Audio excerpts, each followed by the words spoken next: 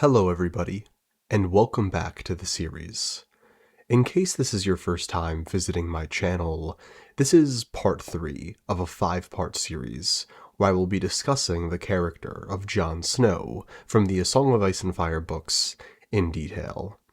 I would highly recommend checking out parts 1 and 2, where I cover a Game of Thrones and a Clash of Kings, because both books are incredibly relevant, not only to Jon, but to what I will be saying, theorizing, and building up to in this video.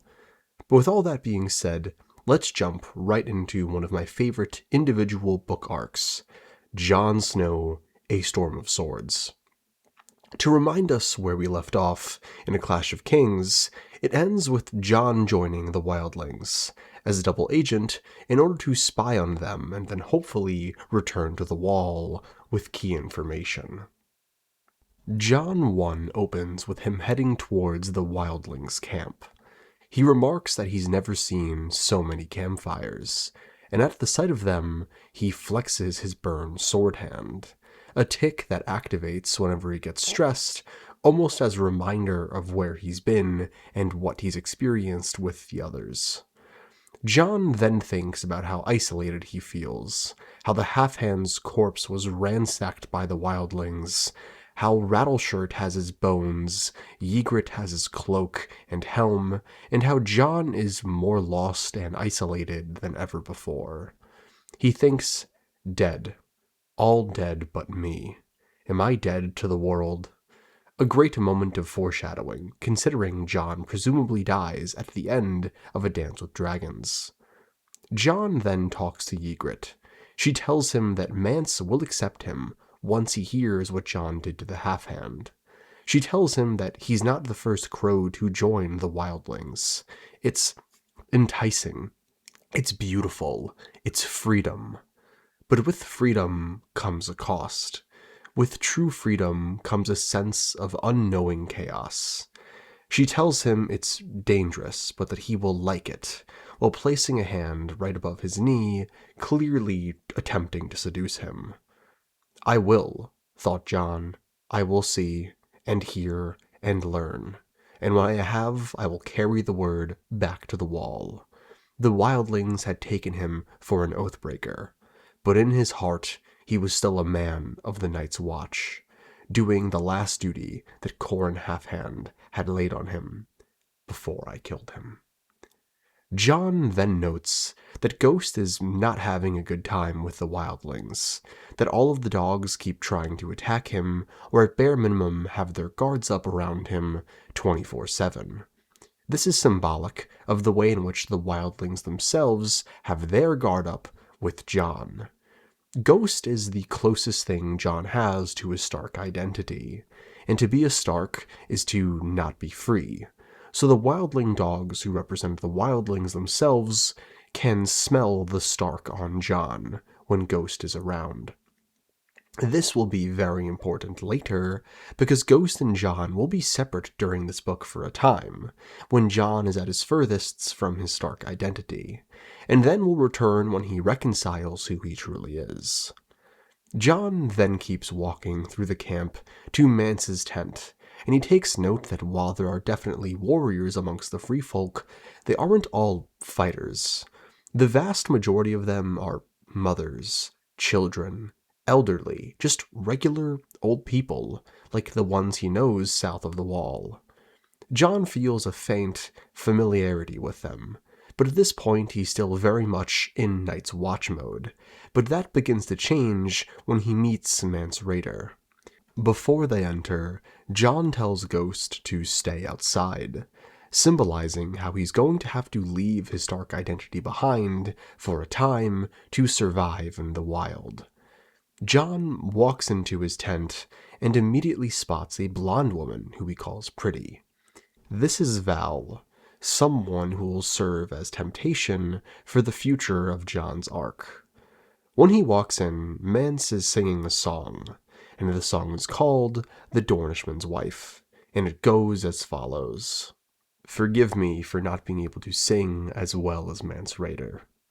The Dornishman's wife was fair as the sun, and her kisses were warmer than spring. but the Dornishman's blade was made of black steel, and its kiss was a terrible thing. The Dornishman's wife would sing as she bathed, in a voice that was sweet as a peach.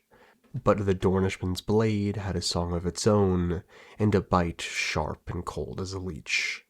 As he lay on the ground with the darkness around, and the taste of blood on his tongue, his brothers knelt by him and prayed him a prayer, and he smiled and laughed and he sung, "Brothers, oh brothers, my days here are done, the Dornishman's taken my life, but what does it matter, for all men must die, and I've tasted the Dornishman's wife." To me, the Dornishman's wife is a song about forbidden fruit, and is symbolic of the desire that Jon has for the wildling's way of life, and for Ygritte. The song essentially says that the Dornishman's wife is something so sweet that it's worth dying for, that even if sleeping with her is dishonorable, even if it gets the man killed, it's worth it, because some things in life are just so sweet that they are worth the bitterness of death. The song is being sang by Mance, because it represents his character. Mance, much like the Dornishman's wife, felt the call to the wild, to freedom. It was so sweet that it was worthy of the crime of desertion, and the price of death. And it also happens to be the trajectory that Jon Snow will go down during this book. The Dornishman's wife is a song about temptation, and Jon's story with the wildlings is one of immense temptation. And God, I just love the way George implements songs into his work. Brilliant stuff. Jon then meets Mance, and the scene plays out as follows. Jon turned. The singer rose to his feet. "I'm a Mance Rayder," he said, as he put aside the lute, "and you are Ned Stark's bastard, the Snow of Winterfell." Stunned, Jon stood speechless for a moment, before he recovered enough to say, How could you know?" "That's a tale for later," said Mance Rayder. "How do you like the song, lad?" "Well enough, I've heard it before, but what does it matter, for all men must die?" the king beyond the wall said lightly, "and I've tasted the Dornishman's wife. Tell me, does my lord of bones speak truly? Did you slay my old friend, the half-hand?" And this is a great introduction that foreshadows what we will find out later, that Mance has seen Jon Snow twice before. Once while him and Robb were playing in the snow as children, and once during the Winterfell feast during Jon 1, A Game of Thrones. Mance then asks Jon if he should thank him for killing his foe, the half-hand, or curse him for killing his friend, a brother of the Night's Watch, to which Jon says, "You ought to thank me for killing your enemy," Jon said finally, "and curse me for killing your friend." Another moment of Jon's quick thinking and ability to think on his feet, shining through. Jon then meets the Magnar of Thenns, Tormund Giantsbane, who says he's fond of wargs, but not Starks, Val, Dalla, and Jarl. And while I said I wouldn't be mentioning show Jon during these videos, it's worth noting how Jon in the show has a defining characteristic that he doesn't break oaths or lie, even though in the scene when speaking with Mance, he literally thinks ahead of time that he is going to lie and betray them. Jon and Mance then have a very long, very important, and very well-written conversation. Mance tells Jon that the first time he saw him was at Winterfell years ago, when he was still a man of the Night's Watch. Mance tells Jon he was the brother who said he wouldn't rat out Jon and Robb for dumping snow on people, and that he saw Jon a second time when he sneaked into the feast at Winterfell. Jon notes that aside from the betting, Mance is much like Bale the Bard, but just as Jon starts to feel a little more comfortable around Mance, he presses him, asking him to tell truly, is Jon a craven who turned his cloak out of fear, or does he have an ulterior motive? But Jon counters him by asking him to explain why Mance turned his cloak, and then Jon will do the same. And this is a great bit of writing, because it's George essentially giving the reader a healthy flow of exposition while building it into a natural conversation. John notes that Mance is clearly a man who likes to hear himself talk, so George R. R. Martin creates a scene where Mance can explain his entire backstory and have it work for this scene and for the future of the story. Mance begins to explain why he turned his cloak. This is his explanation. "The black wool cloak of a sworn brother of the Night's Watch," said the king beyond the wall.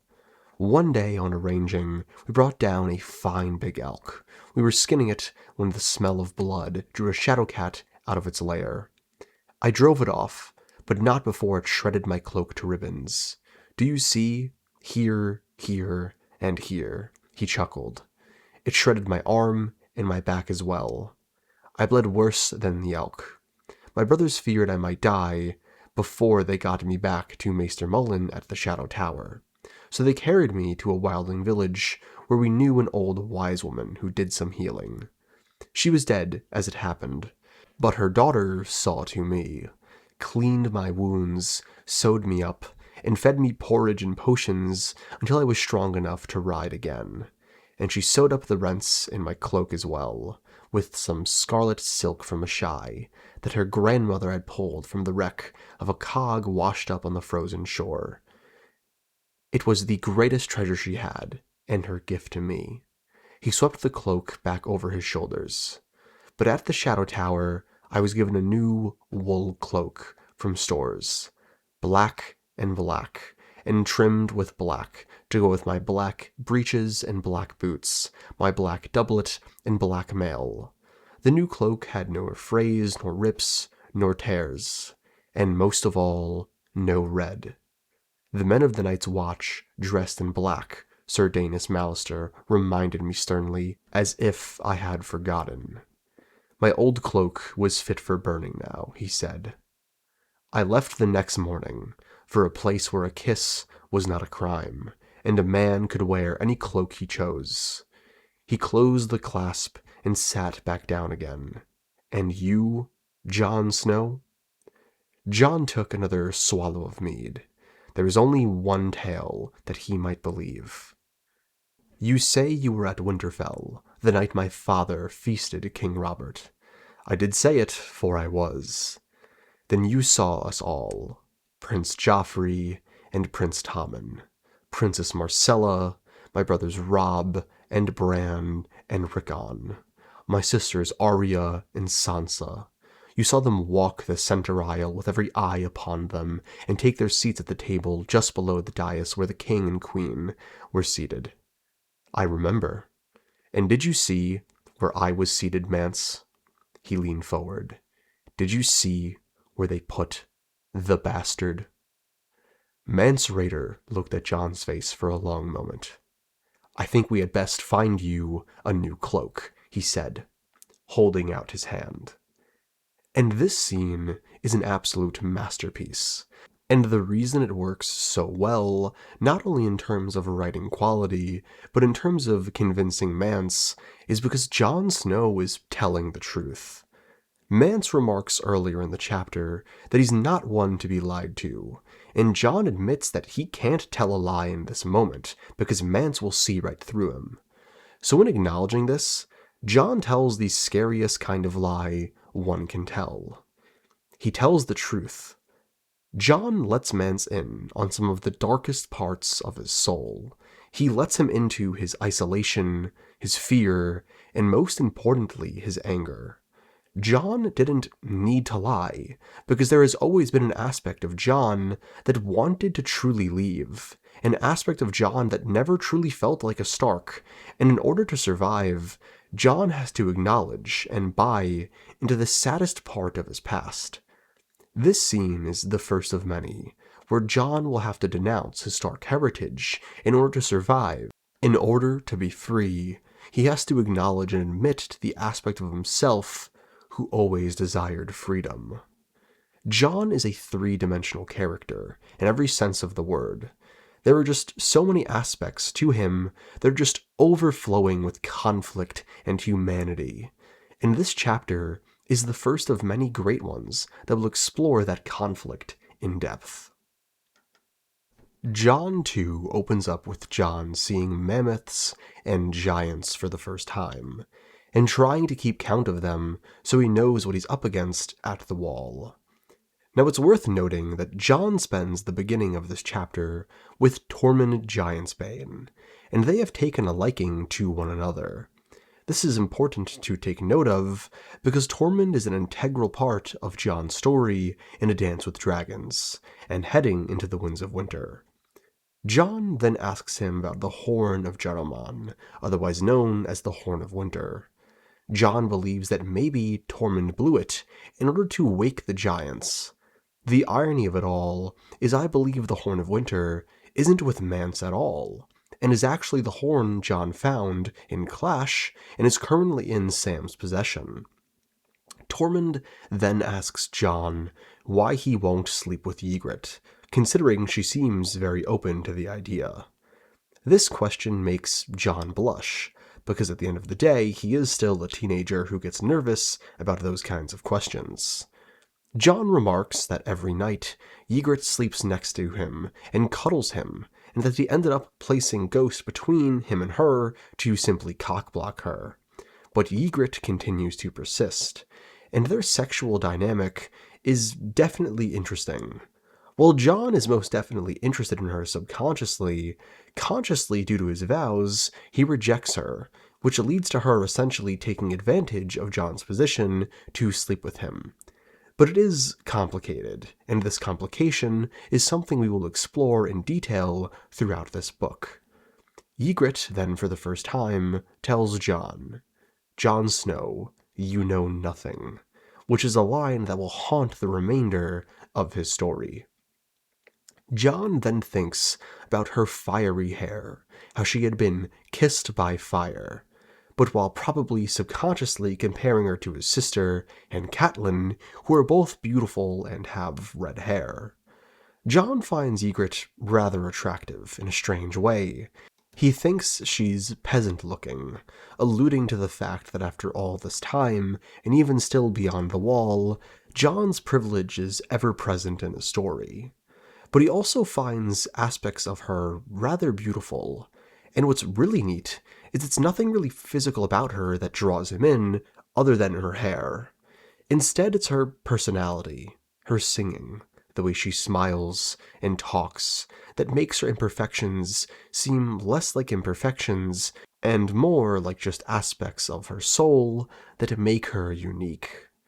Whether John wants to accept it or not, a part of him is starting to fall for her, but he can't allow himself to accept it. Not yet, because he swore an oath, and an oath made in front of the old gods, no less. His father's gods. John literally thinks, but he was a man of the Night's Watch. He had taken a vow, "I shall take no wife, hold no lands, father no children." He had said the words before the weirwood, before his father's gods. He could not unsay them, no more than he could admit the reason for his reluctance to Tormund Giantsbane, father to bears.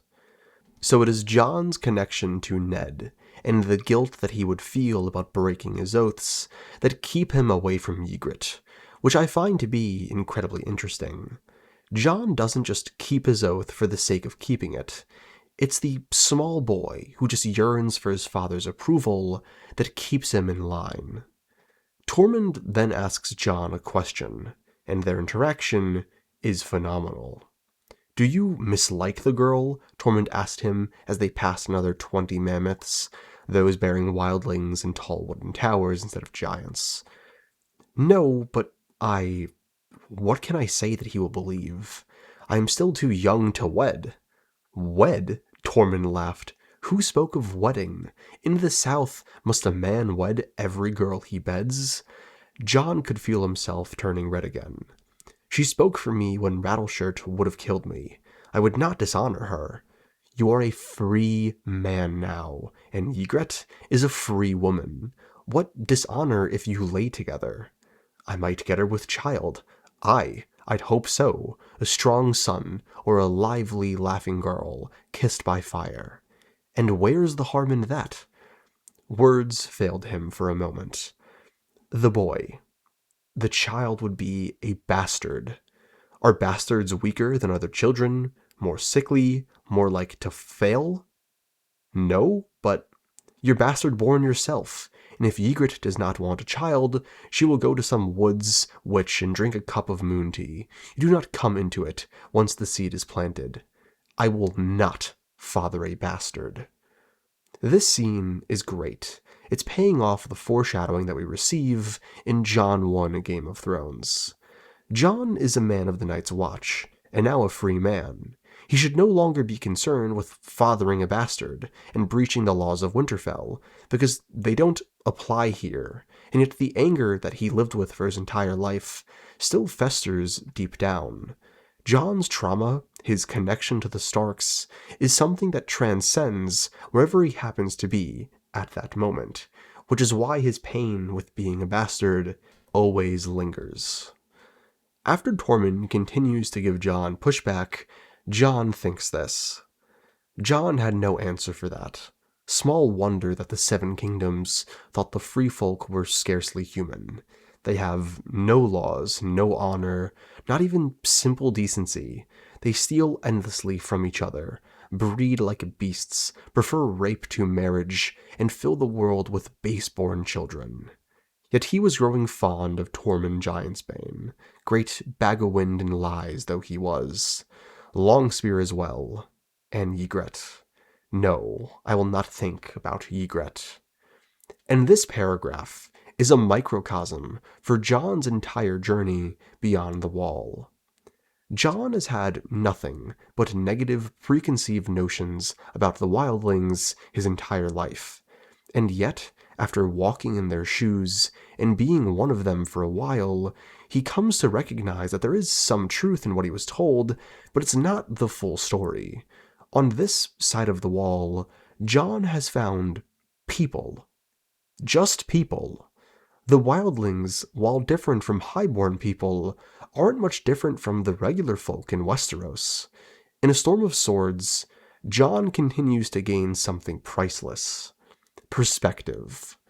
Jon continues to watch the wildlings, and he remarks that he half admires Mance, and that he doesn't even really want to fight him.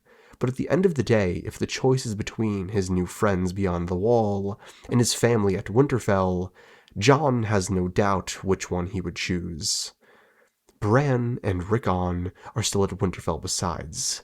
Maester Luwin, Sir Roderick, Old Man, Farlin the Kennelmaster, Mikken at his forge, and Gage by his ovens.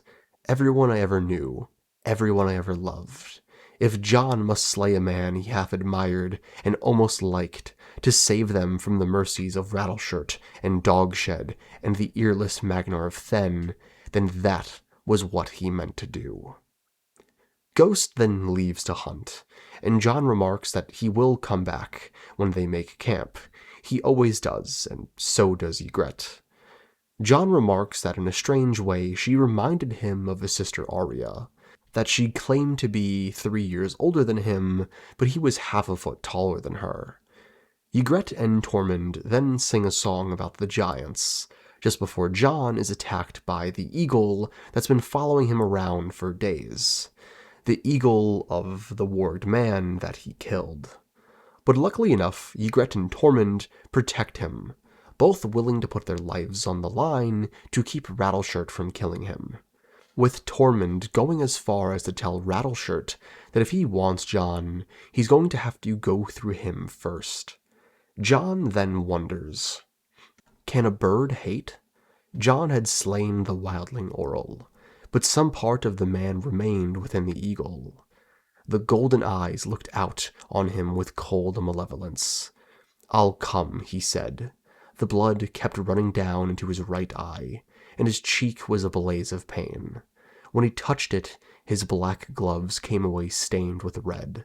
"Let me catch my Garen."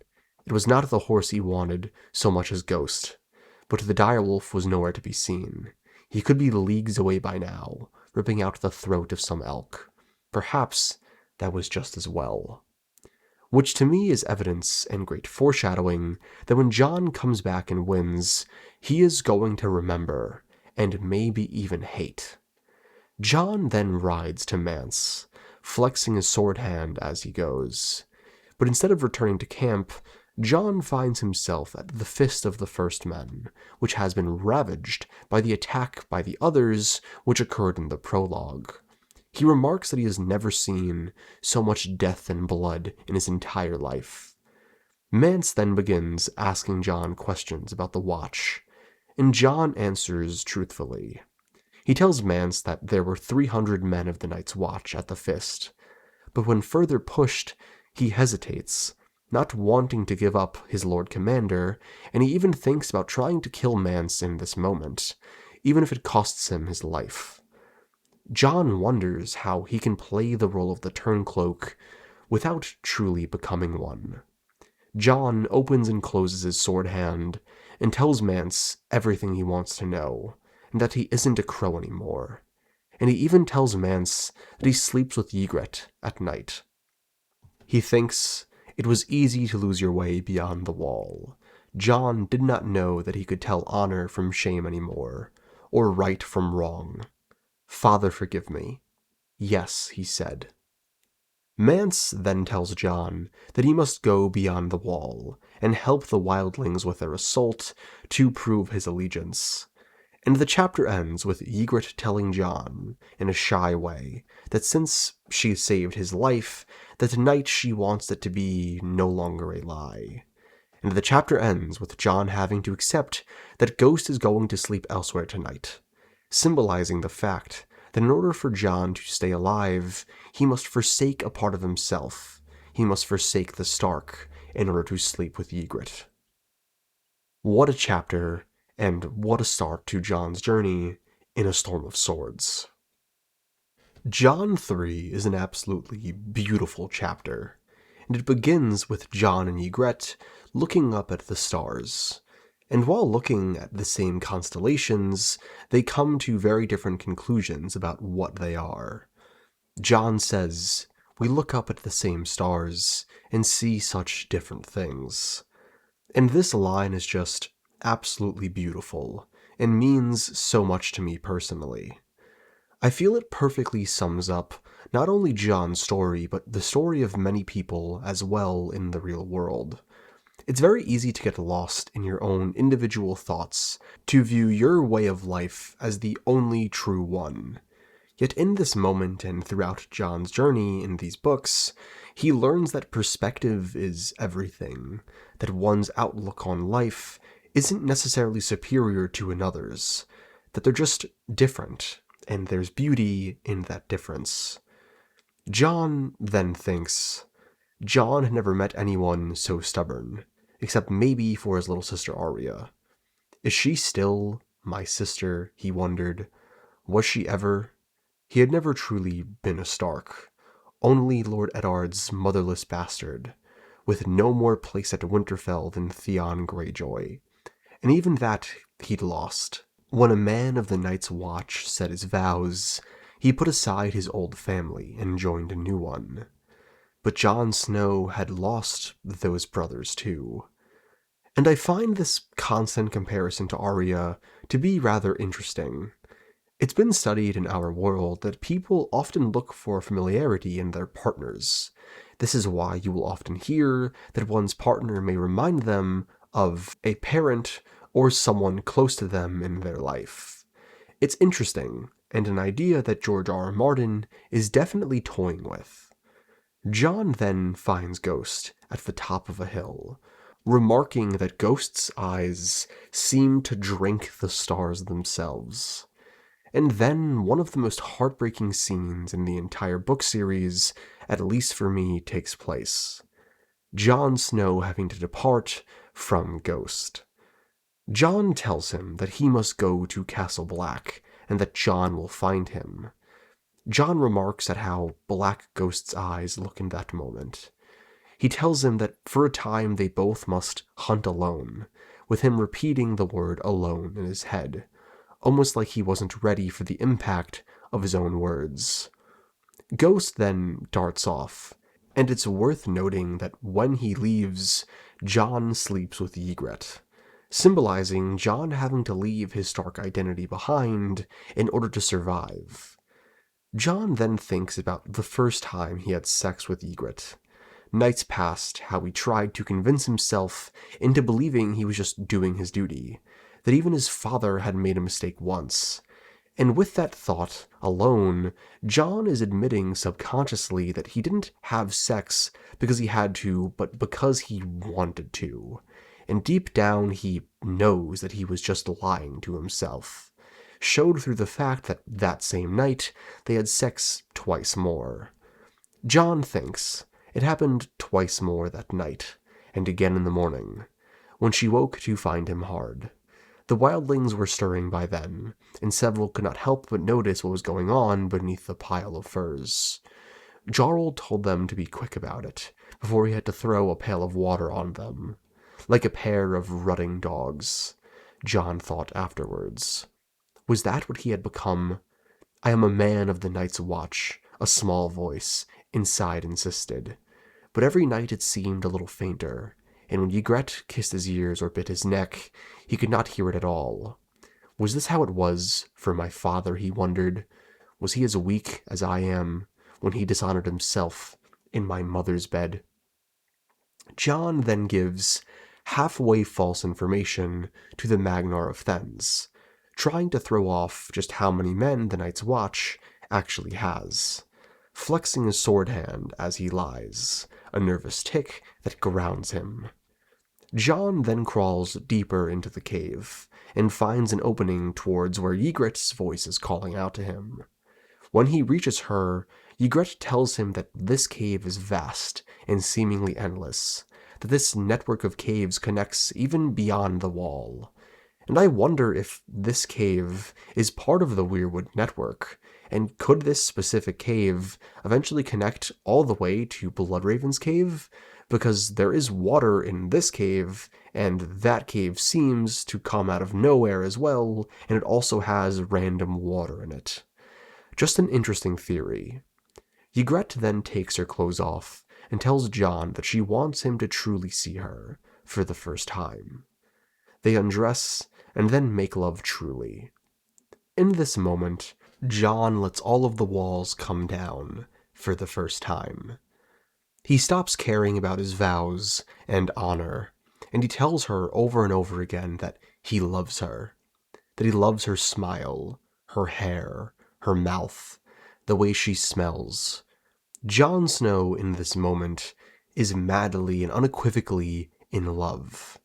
In this exact moment, Jon is at peace. He is himself, and he is truly happy. After they make love, they chat for a bit, and Ygritte says it's strange how good he is at this, since he was a maid before this, and Jon responds with, he gave her closest nipple a playful pinch. I was a man of the Night's Watch. Was? He heard himself say. What was he now?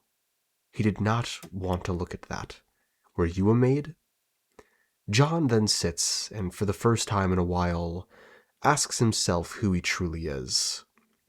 But before he can really answer that question, Ygritte and him begin flirting again, talking of the way of the world and the fact that Jon knows nothing.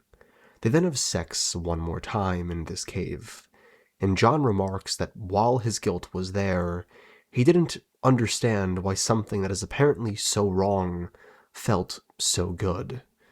In this moment, Jon Snow is coming to understand the story of the Dornishman's wife that man sung better than he thought was ever possible. They then slip in some water, and both agree that this singular moment in time was perfect, and that they never wished to leave. Jon 4 opens up with Ghost Gone. Jon wonders if he understood what he had told him the night before. And this chapter specifically encompasses Jon's journey climbing the wall. Jon remarks that the wildlings seem to be scared of the wall, and he draws the conclusion that in the Seven Kingdoms the wall marked the edge of the world, and it marked the same for them as well. Jon notes that it's all in where you stand at any given point in time, proving that Jon's time beyond the wall and at the wall expanded his perspective in a way that not many currently understand. John then thinks, and where do I stand? John did not know. To stay with Ygritte, he would need to become a wildling, heart and soul. If he abandoned her to return to his duty, the Magnar might cut her heart out, and if he took her with him, assuming she would go, which was far from certain, well, he could scarcely bring her to Castle Black to live among the brothers. A deserter and a wildling could expect no welcome anywhere in the Seven Kingdoms. We could go look for Grendel's children, I suppose, though they'd be more like to eat us than take us in. And this passage is heartbreaking. At this point in the story, they have slept together and bonded, and John thoroughly loves her, and he has become a wildling in many ways. But there are a few more cool things about this passage. Firstly, it's worth noting this idea of John and hearts being cut out is a through line for his story. Here he wonders if Ygritte's heart may be cut out, and in his final chapter of Dance, Ramsay threatens to cut out his heart and eat it. It's also worth noting that while the wildlings begin to climb the wall, John notes that while the wildlings may have numbers, due to the way the wall is positioned, just a few arrows and a bucket or two of stones would be more than enough to kill hundreds of wildlings. This is important to remember because while John has taken a liking to the wildlings, he's still actively coming up with battle strategies on how to kill them. And these strategies that he forms in this chapter are crucial because it's these exact strategies that he uses later on to defend the wall.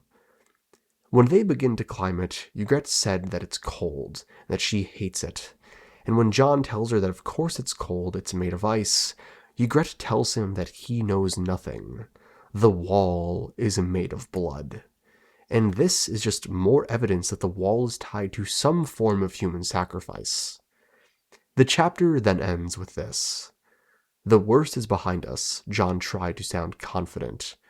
Don't be frightened. He tried to put an arm around her. Ygritte slammed the heel of her head into his chest, so hard it stung even through his layers of wool, mail, and boiled leather. I wasn't frightened. You know nothing, Jon Snow. Why are you crying then? Not for fear, she kicked savagely at the ice beneath her with a heel, chopping out a chunk. I'm crying because we never found the Horn of Winter. We opened 100 graves and let all of those shades loose in the world, and never found the Horn of Jaruman to bring this cold thing down. So here we have it.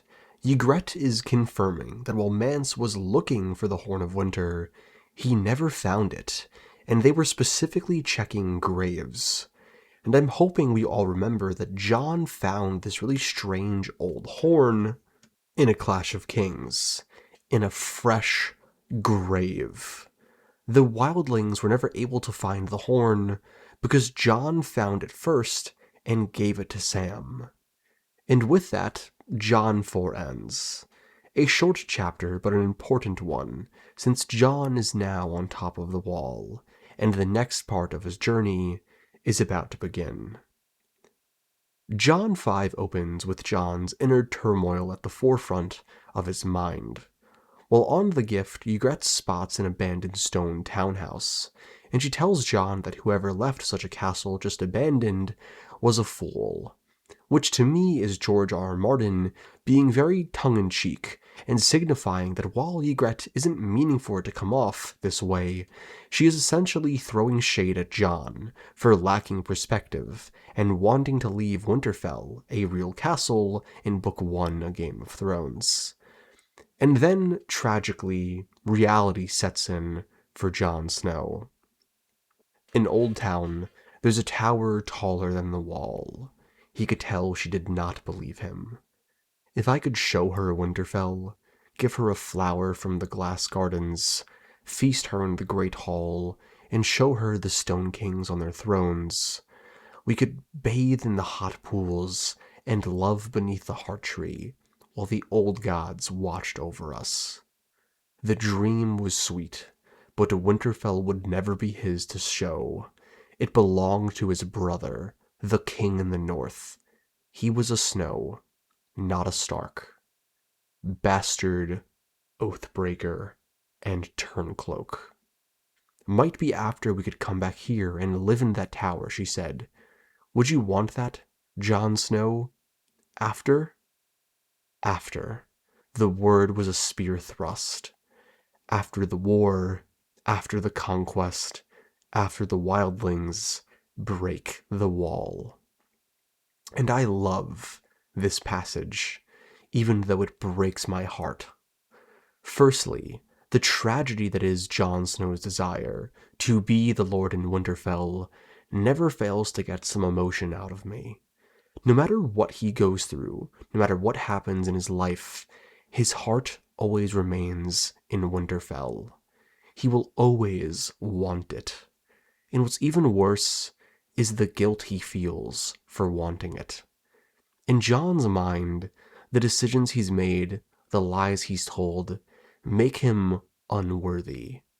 These dilemmas is something that has haunted him his entire life in this entire story, and will continue to do so as this book continues.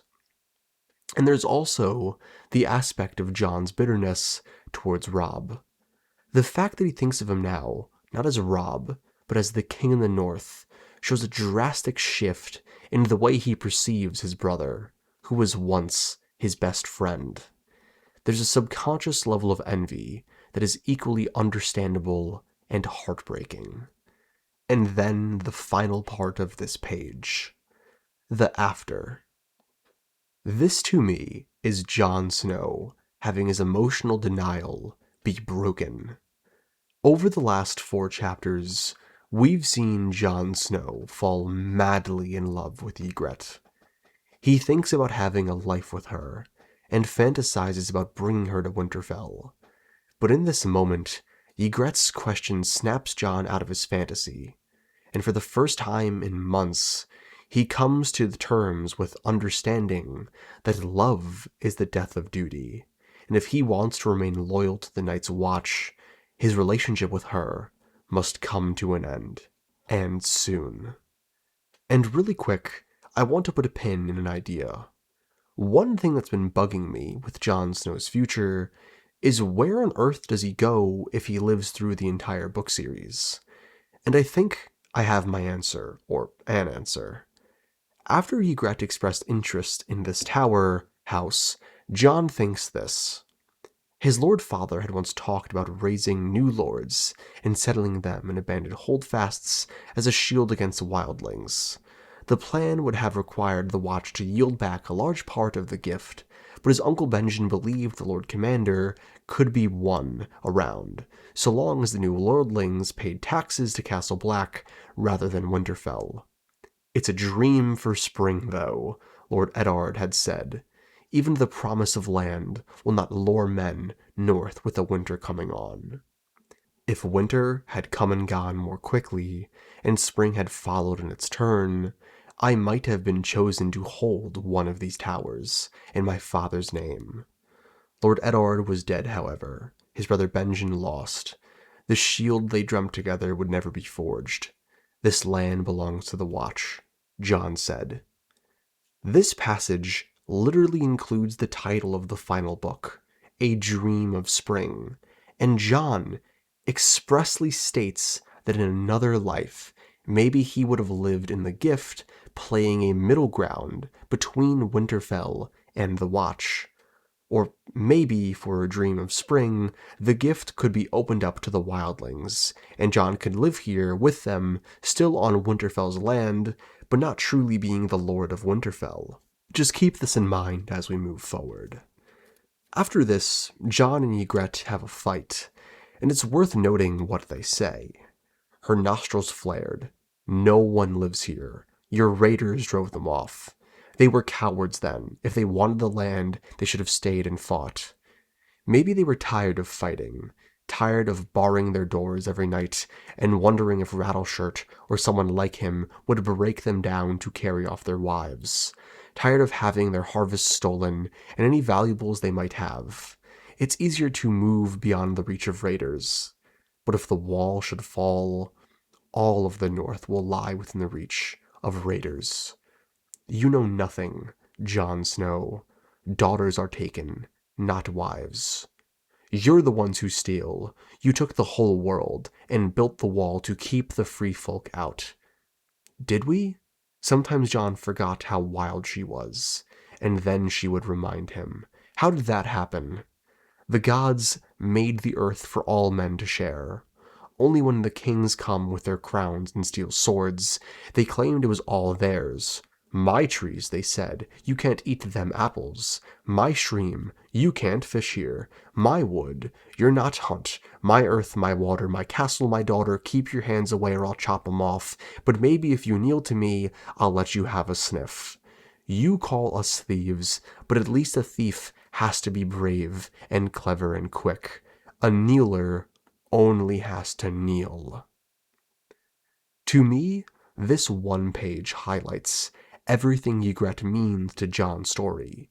She is the ultimate wake-up call and offers him something priceless. Perspective. Jon's bitterness and bias against the wildlings is shown plain as day here for all to see. And even after all this time he has spent with them, and while his perspective has been altered somewhat, his lived experiences at Winterfell, what his family taught him, will always be paramount to Jon. But Ygritte's words here get to him.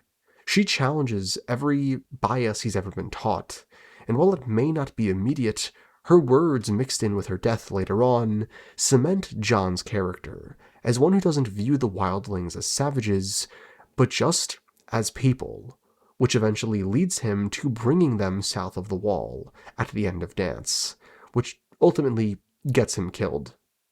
Ygritte dies trying to bring the wildlings south of the wall to seek safety, and so does Jon.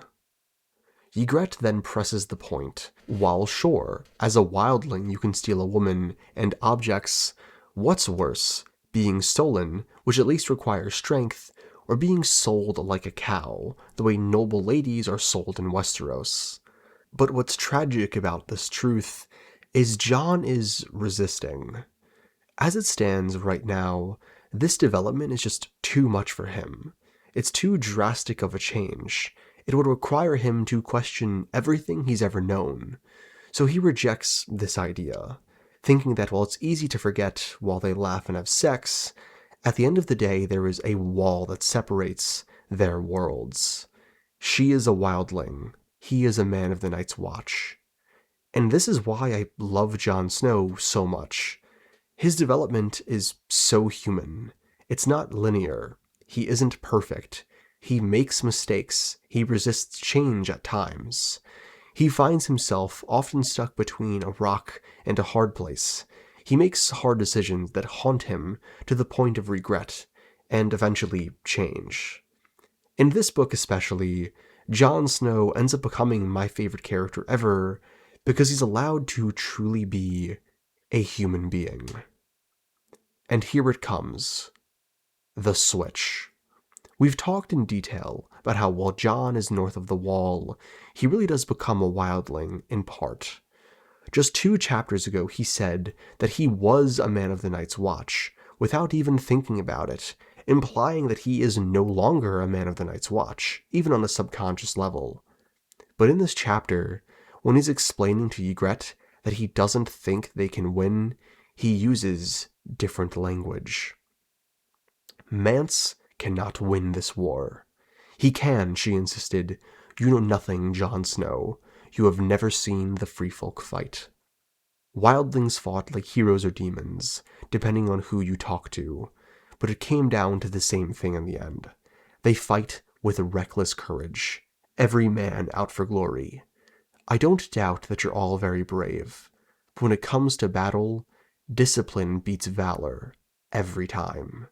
In the end, Mance will fall, as all the kings beyond the wall have failed before him, and when he dies, you'll die.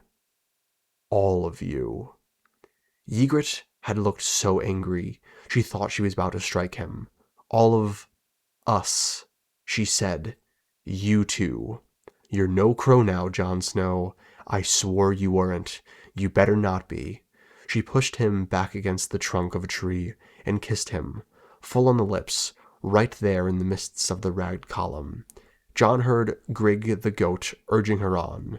Someone else laughed. He kissed her back despite all of that. When they finally broke apart, Ygritte was flushed. "You're mine," she whispered. "Mine, as I'm yours. And if we die, we die.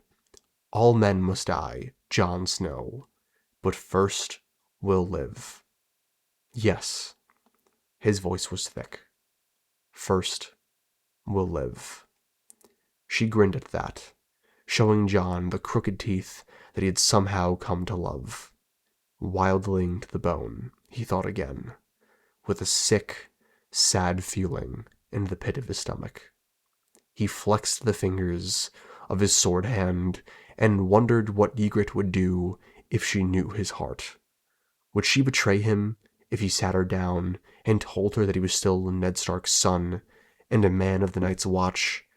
He hoped not, but he dare not take that risk. Too many lives depending on his somehow reaching Castle Black before the Magnar, assuming he found a chance to escape the wildlings. And there are a few things to take note of. First of all is the "all of you" line. George doesn't write without reason. This line is here to clearly demonstrate that Jon's mentality has shifted. He is no longer in the mindset of being one of them. He is south of the wall again, and he is Night's Watch to the bone. And the other thing to note is the fact that for the first time in over 2 chapters, Jon flexes his sword hand. Now, as we all know, Jon's burned hand is a massive part of his character. It's a tic that he has when he's stressed, a reminder of his duty to the Night's Watch, to his father, and to the world. Him flexing his sword hand is symbolic of Jon already betraying Ygritte, and while he may be kissing her, his heart is conflicted. Even though he still loves her, he now remembers his oaths, and he remembers his father. Jon then remarks that while he wants to gain their trust, he will not shed someone else's blood for them, an important line in the sand, setting up the end of this chapter. Jon then thinks about his brothers at the wall, all of his friends, the people he's grown with, trained with, bled with, and then he thinks of Ygritte. They shared the same sleeping skins every night, and he went to sleep with her head against his chest, and her red hair tickling his chin. The smell of her had become a part of him. Her crooked teeth, the feel of her breast when he cupped it in his hand, the taste of her mouth, they were his joy and his despair. Many a night he lay with Ygritte warm beside him, wondering if his lord father had felt this confused about his mother, whoever she had been. Ygritte set the trap, and Mance Rayder pushed me into it. In this moment, Jon Snow was stuck between not simply his love and his duty, but 3 entirely different, unique versions of love. His romantic love for Ygritte, his brotherly love for the Night's Watch, and his familiarly love for his family.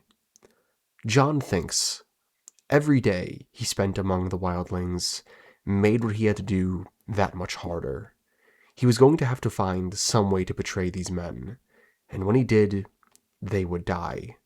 He did not want their friendship any more than he wanted Ygritte's love, and yet the Thenns spoke the old tongue and seldom talked to Jon at all. But it was different with Jarl's raiders, the men who'd climbed the wall. Jon was coming to know them despite himself. Gaunt, quiet Eric, and Grig, the goat, the boys, Court and Boger, Hempen, Dan, the rope maker, and the worst of the lot was Dell, a horse-faced youth near Jon's own age, who would talk dreamily of this wildling girl he meant to steal. She's lucky, like your Ygritte, kissed by fire. Jon had to bite his tongue. He didn't want to know about Dell's girl or Boger's mother, the place by the sea that Henk the Helm came from, how Grig yearned to visit green men in the Isle of Faces, or the time a moose had chased Towfinger up a tree. He didn't want to hear about the boil on Big Boil's arse, how much ale Stone Thumbs could drink, or how Court's little brother had begged him not to go with Jarl. Court couldn't have been older than 14, though he'd already stolen himself a wife and had a child on the way. Might be you'll be born in some castle, the boy boasted. Born in a castle like a lord. He was very taken with the castles they'd seen, by which he meant watchtowers. John wondered where Ghost was now. Had he gone to Castle Black, or was he running with some wolf pack in the woods? He had no sense of the direwolf, not even in his dreams. It made him feel as if part of himself had been cut off. Even with Ygritte sleeping beside him, he felt alone. He did not want to die alone. This chapter is the most conflicted Jon Snow has ever felt in his entire life. This is all of his lives converging into one singular point. And worst of all, there isn't a right decision. There are strong arguments for all potential decisions Jon could make. But no matter what he does, someone he loves will be hurt and killed. And even worse, Jon will be miserable.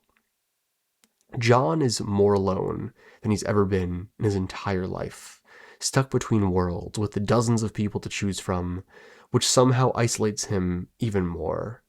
And without his wolf, without that aspect of his soul to ground him, with his Stark identity falling further and further away than ever, Jon is truly and utterly alone. But Jon Snow must keep moving forwards.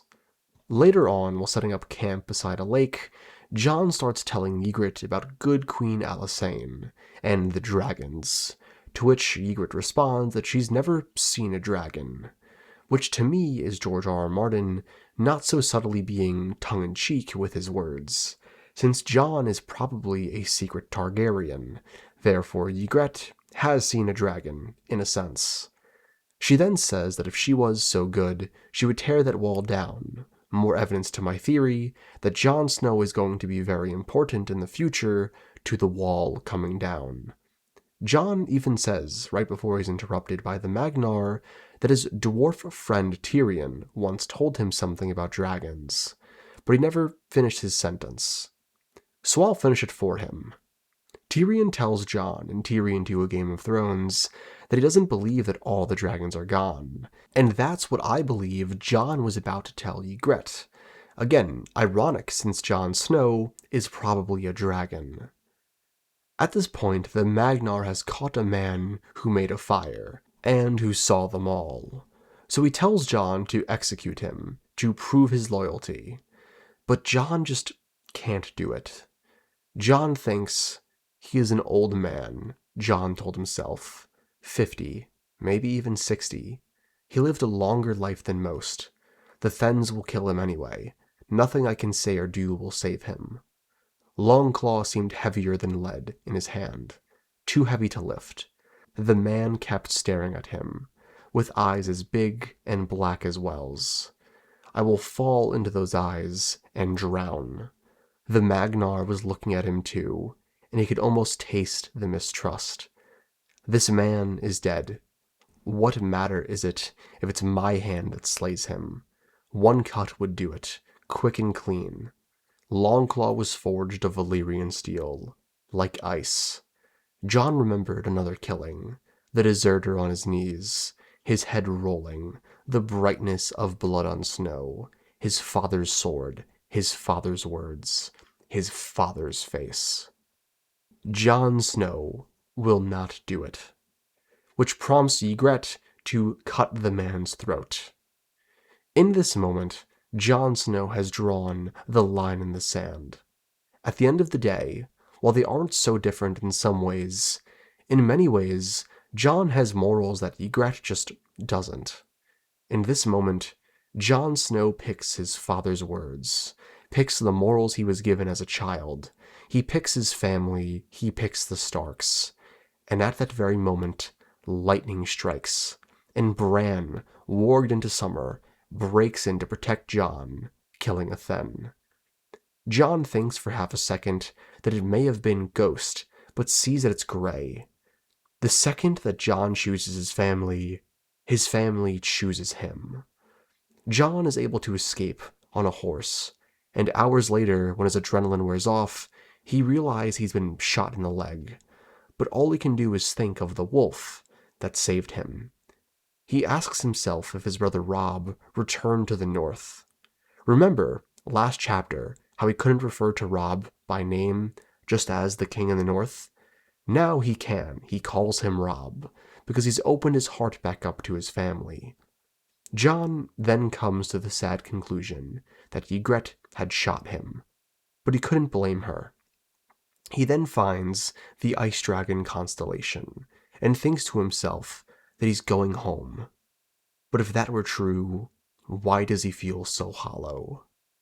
In this moment, John is returning to the wall, but in his heart it's not his home, not truly. John's home is in many places, and all at once. A part of him is in that cave with Ygritte, part of him is at the wall eating breakfast with Sam, and part of him is still at Winterfell, running his hands through Arya's hair and watching snow fall into Rob's. Whatever he chooses, a part of him will always feel hollow and left behind. And his journey throughout the remainder of his story is trying to find a way to balance that personal emptiness against the weight of the world. What an unbelievable chapter. John 6 opens up with John falling in and out of consciousness as he heads toward the wall. He follows the King's Road and thinks of his friends at the wall, but Ygritte as well. He thinks about the smell of her hair, the warmth of her body and her face as she opened the man's throat from ear to ear. He hears a small voice tell him that he was wrong to love her, but he hears another voice say he was wrong to leave her. Even though John has made up his mind, his subconscious is still conflicted, something that I'm sure all of us have felt at one point or another. John then eventually reaches the wall, and where he chooses to arrive is very interesting and telling. John barges into the armory to find his old friend, Donal Noye, showing that out of everyone currently at the wall, John trusts Donal the most by a mile. John then starts explaining Mance's plan, how he is trying to spread the ranks thin and then launch an attack on Castle Black. John then asks if Ghost is back, and Donal Noye tells him that he hasn't seen him. But not only that, as it stands right now, Castle Black is genuinely screwed. They have less than 100 men, most of whom are out of shape, crippled, or green. John then gets his wound treated by Mr Emanuel, and they share all of the information that the other needs regarding the attack on the Fist of the First Men and the wildlings. Now, it is worth noting that right now Bowen Marsh is the Lord Commander, until they vote at least. This is very important, considering Bowen Marsh will be one of the men that kills John at the end of Dance. John then thinks who will eventually be made Lord Commander, and he has his doubts about all of the candidates, which is very ironic considering he doesn't consider himself, even though he ends up winning it. John then tells them that Mance was looking for the Horn of Winter, aka the horn he gave to Sam, and that he knows it to be true because Ygritte confirmed it. Donal Noye then asks John who Ygritte is and why he would mention her. And John thinks this. A woman of the free folk.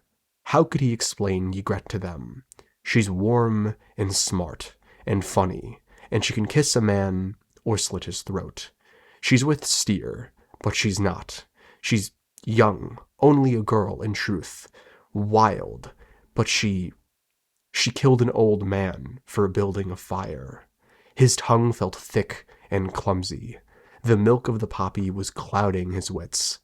I broke my vows with her. I never meant to, but it was wrong. Wrong to love her. Wrong to leave her. I wasn't strong enough. The half-hand commanded me, ride with them, watch. I must not balk. I must... His head felt as if it were packed with wet wool. Mr Emanuel sniffed John's wound again. Then he put the bloody cloth back in the basin and said, Donald, the hot knife, if you please. I shall need you to hold him still. I will not scream, John told himself, when he saw the blade glowing red-hot. But he broke that vow as well. Donald Noy held him down, while Clytus helped guide the maester's hand. John did not move, except to pound his fist against the table, again and again and again. The pain was so huge, he felt small and weak and helpless inside, a child whimpering in the dark. Ygritte, he thought, when the stench of burning flesh was in his nose and his own shriek echoed in his ears. Ygritte, I had to. For half of a heartbeat, the agony started to ebb, but then the iron touched him once again, and he fainted. The chapter then ends, with John finding out a shit ton of brutal information. He finds out that Sam was left behind and probably dead, which really pisses him off. Finds out that Winterfell has been burned by Theon, and that Bran and Rickon are presumed to be dead, burned to a crisp. And the chapter concludes with him thinking this. They can't be dead. Theon would never do that. And Winterfell, gray granite, oak and iron, crows wheeling around the towers, steam rising off the hot pools in the godswood, the stone kings sitting on their thrones. How could Winterfell be gone? When the dreams took him, he found himself back home once more, splashing in the hot pools beneath a huge white weirwood that had his father's face. Ygritte was with him, laughing at him, shedding her skins till she was as naked as her name day, trying to kiss him. But he couldn't, not with his father watching. He was the blood of Winterfell, a man of the Night's Watch, not father, a bastard, he told her. I will not. You know nothing, Jon Snow, she whispered, her skin dissolving in the hot water, the flesh beneath sloshing off her bones until only skull and skeleton remained, and the pool bubbled, thick and red. And I want to make this very clear. What I'm about to say will be incredibly important to this series. I believe that that pool in Winterfell has always been blood. Some type of magical black blood pool that keeps Winterfell warm and links the Starks to the others and to the children of the forest. And when Jon is eventually resurrected, I believe he will be reborn in this pool of blood, in some type of twisted baptism. And with that, the chapter ends, and the setup for one of the greatest chapters in the entire series has been set.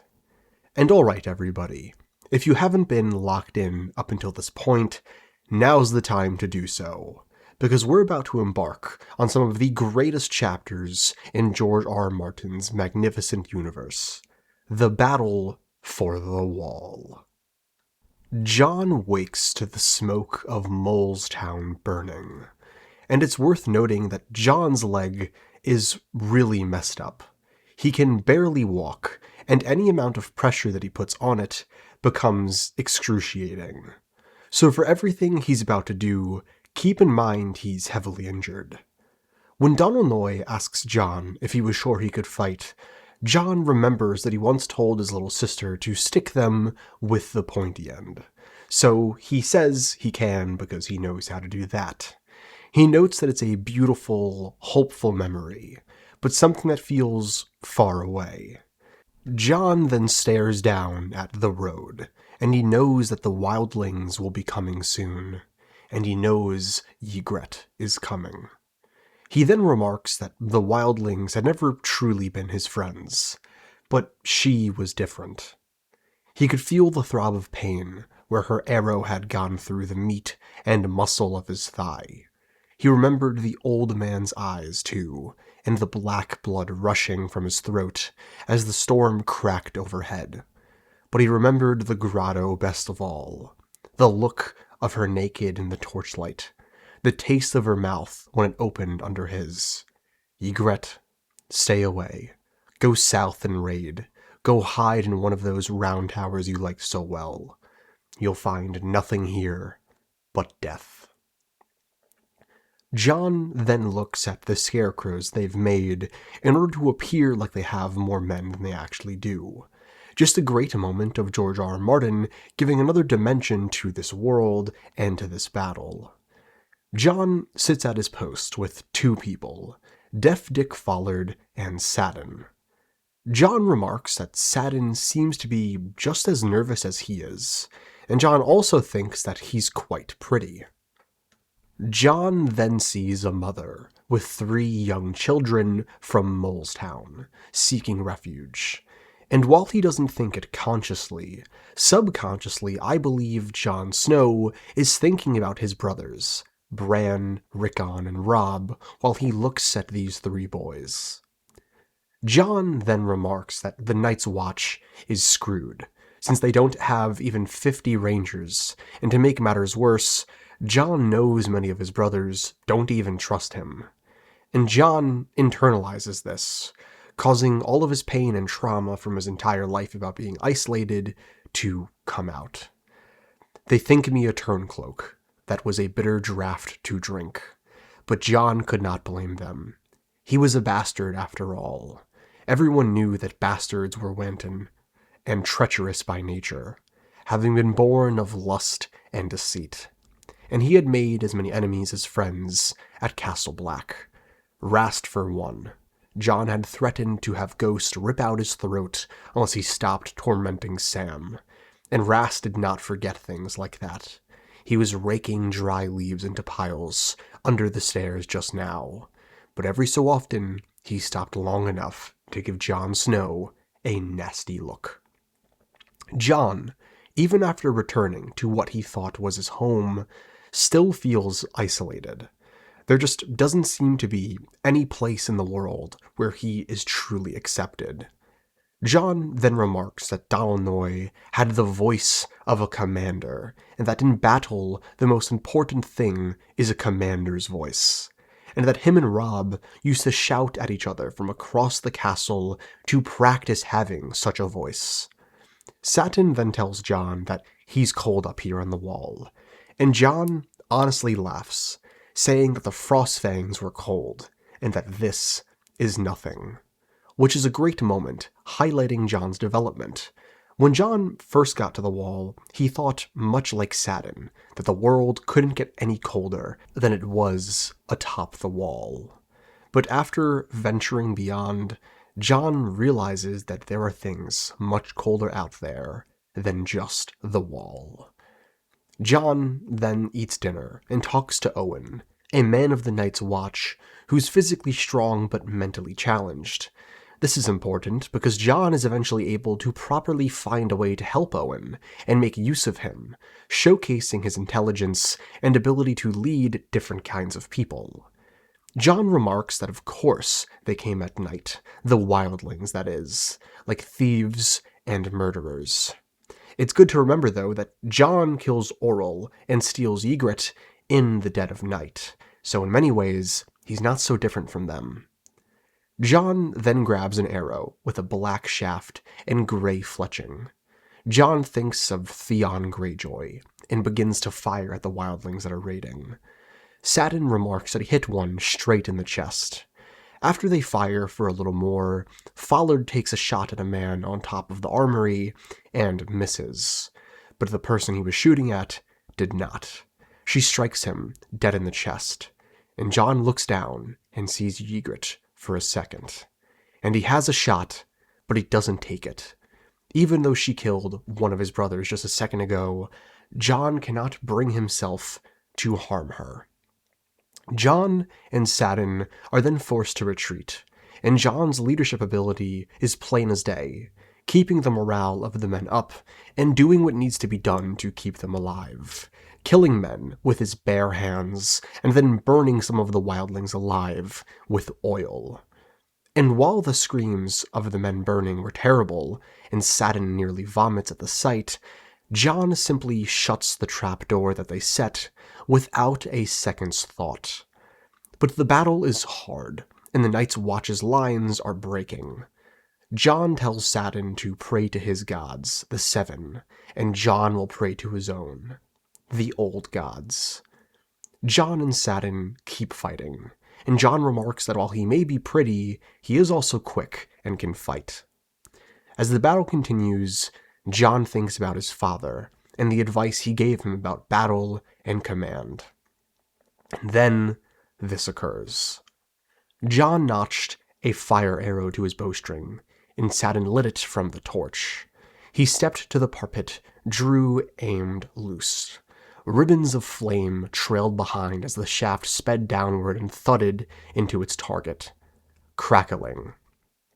Not stir, though. The steps, or more precisely, the casks and kegs and sacks that Donal Noy had piled up beneath the steps, as high as the first landing. The barrels of lard and lamp oil, the bags of leaves and oily rags, the split logs, bark, and wood shavings. Again, said John, and again and again. Other longbowmen were firing too, from every tower top in range, some sending their arrows up in high arcs to drop before the wall. When John ran out of fire arrows, he and Satin began to light the torches and fling them from the crenels. Up above, another fire was blooming. The old wooden steps had drunk up oil like a sponge, and Donal Noy had drenched them from the 9th landing all the way down to the 7th. John could only hope that most of their own people had staggered up to safety before Noy threw the torches. The Black Brothers, at least, had known the plan, but the villagers had not. Wind and fire did the rest. All John had to do was watch. With flames below and flames above, the wildlings had nowhere to go. Some continued upward and died. Some went downward and died. Some stayed where they were. They died as well. Many leapt from the steps before they burned. They died from the fall. 20-odd Thens were still huddled together between the fires when the ice cracked from the heat, and the whole lower third of the stair broke off, along with several tons of ice. That was the last Jon Snow saw of Styr, the Magnar of Thenn. The wall defends itself, he thought. And it's worth noting that Jon has this very interesting tie to fire. In Tyrion 2, A Game of Thrones, the chapter ends with Tyrion seeing Jon glance into a fire longingly. In Clash, Jon remarks when he's alone with the Half-Hand before they fight that he forgot how warm fire could feel. And here, while Satin is on the verge of throwing up from seeing men burn, Jon doesn't hesitate. All he can think about is staying alive. And this lack of hesitation is mainly due to the fact that Jon is simply trying to survive. But it's worth noting that, again, Jon has this unique relationship with fire. He doesn't fear it, per se, and it's something he often uses to defend himself, such as with the Whites who attack Jor, and now here with the Wildlings. While Jon Snow most definitely represents aspects of the ice in The Ice and Fire, he also represents aspects of the fire as well, possibly hinting at a Targaryen father. Not only that, but I don't know about you, but I would consider what Jon does here dishonorable. Jon doesn't kill the Thens in fair combat. He uses his position, uses tricks, traps, and fire to burn them alive. This is not the mark of a man who is honorable to a stupid fault like his father Ned, but a man that knows winter is almost upon them, and when push comes to shove, he will do what needs to be done. This chapter showcases the brilliance of Book Jon, and something that I really enjoy about the character. While he is physically capable as a fighter, it's his intellect, military mind, instinct, and willingness to act that sets him apart as a young commander. And these traps are equally brutal and effective, showcasing the horrors of war and how even our favorite characters play a role in it. After this, he grabs a torch and begins to look for Ygritte. He found Ygritte sprawled across a patch of old snow beneath the Lord Commander's tower, with an arrow between her breasts. The ice crystals had settled over her face, and in the moonlight it looked as though she were a glittering silver mask. The arrow was black, Jon saw, but it was fletched with white duck feathers. Not mine, he told himself. Not one of mine. But he felt as if it were. When he knelt in the snow beside her, her eyes opened. "Jon Snow?" she said very softly. It sounded as though the arrow had found a lung. "Is this a proper castle now? Not just a tower?" "It is." Jon took her hand. "Good," she whispered. "I wanted to see one proper castle before I... You'll see 100 castles," he promised her. "The battle's done. Maester Aemon will see to you." He touched her hair. "You're kissed by fire, remember? Lucky. It will take more than one arrow to kill you. Aemon will draw it out and patch you up, and will get you some milk of the poppy for the pain." She smiled at that. "Do you remember that cave? We should have stayed in that cave. I told you so." "We'll go back to that cave," he said. "You're not going to die, Ygritte. You're not." "Oh," Ygritte cupped his cheek with her hand. "You know nothing, Jon Snow," she sighed. "Dying." What a moment. Ygritte is one of the best aspects of Jon's character. The tragedy of their love, the conflict she causes him, the priceless perspective she gives him, all of it completely and utterly changes the trajectory of his life. The boy who met her and the man who held her as she died were two completely different people, thanks to her. And with that, we come to Jon 8, and this is a big chapter, and it begins with him having a dream where he's limping through the Winterfell crypts. He dreamt he was back in Winterfell, limping past the Stone Kings on their thrones. Their gray granite eyes turned to follow him as he passed, and their gray granite fingers tightened on the hilts of the rusted swords upon their laps. "You are no Stark," he could hear them mutter in heavy granite voices. "There is no place for you here. Go away." He walked deeper into the darkness. "Father?" he called. "Bran? Rickon?" No one answered. A chill wind was blowing up his neck. "Uncle?" he called. "Uncle Benjen? Father, please, Father, help me." Up above he heard drums. "They are feasting in the great hall, but I am not welcome there. I am no Stark, and this is not my place." His crutch slipped, and he fell to his knees. The crypts were growing darker.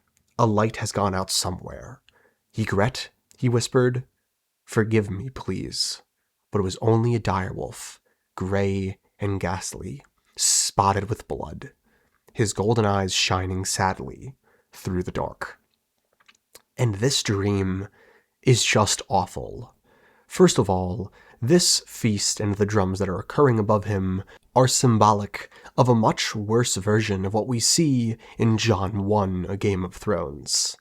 In both this dream and that chapter, Jon struggles with feeling rejected from his Stark family. But it's also worth noting that these drums Jon's hearing could be symbolic of the drums that are played at the Red Wedding. This tracks even further when you realize that the direwolf with the sad eyes who finds him is Greywind, who would freshly be down here considering the Red Wedding occurred only a few chapters prior, when Robb dies. But there's another layer to this as well. Right before Robb dies, it's heavily implied he names Jon his heir. So in this moment, Robb finding Jon in the crypts after death is symbolic of Rob trying to reach John, both physically and metaphorically, showing him that not only does he love him, but that John does belong down here, because Rob legitimized him. This dream also further supports the theory that John will be revived in the Winterfell crypts, and that, when he is, in many ways it will be Rob's will that does it, through Grey Wind, through his will, and through Lady Stoneheart, his undead mother, carrying his crown. Rob may be able to reach his long-lost brother, even in death. John then wakes, and remarks at how cold and alone he feels. He thinks about Ghost, and asks, "Where are you?" longing for the warmth of his wolf, for his family. John then hears a horn blast, and immediately thinks it's the Horn of Winter, just further tying him to the artifact. Then the battle with Mance begins. John watches as Donalnoy leads into the firing of trebuchets. He remarks at just how many mammoths Mance has, and how screwed they will all be if the wildlings are able to breach the gate at the base of the wall. And then Noy tells John that he will take 5 men to defend the gate, and until he returns, Jon Snow has command of the wall. For a moment, John thought he had misheard. It sounded as if Noy were leaving him in command. "My lord? Lord? I'm a blacksmith. I said the wall is yours." There are older men, John wanted to say. Better men. I am still as green as summer grass. I'm wounded, and I stand accused of desertion. His mouth had gone bone dry. "Aye," he managed.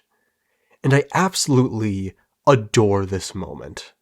John and Donalnoy's dynamic is one of the most underappreciated aspects of Jon's story, and the fact that their dynamic begins in Jon 3: A Game of Thrones, with Donalnoy calling him a spoiled shithead that has no concept of the real world or real responsibility, and ends here with Donalnoy giving Jon command of holding back the end of the world.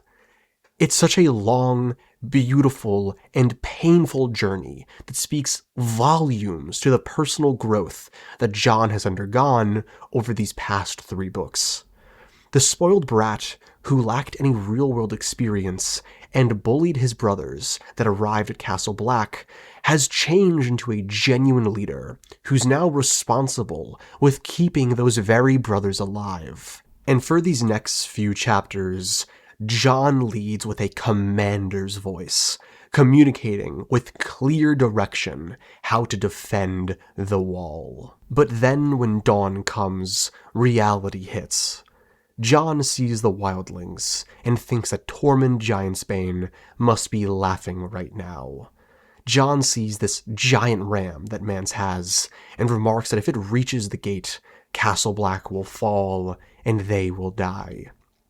Sensing the fear and doubt from his men all around him, Jon Snow flexes his sword hand and delivers an absolute adrenaline-pumping monologue. He could feel the despair all around him. "There must be 100,000, Saturn wailed. "How can we stop so many?" "The wall will stop them," Jon heard himself say. He turned and said it again louder. "The wall will stop them. The wall defends itself." Hollow words, but he needed to say them. Almost as much as his brothers needed to hear them.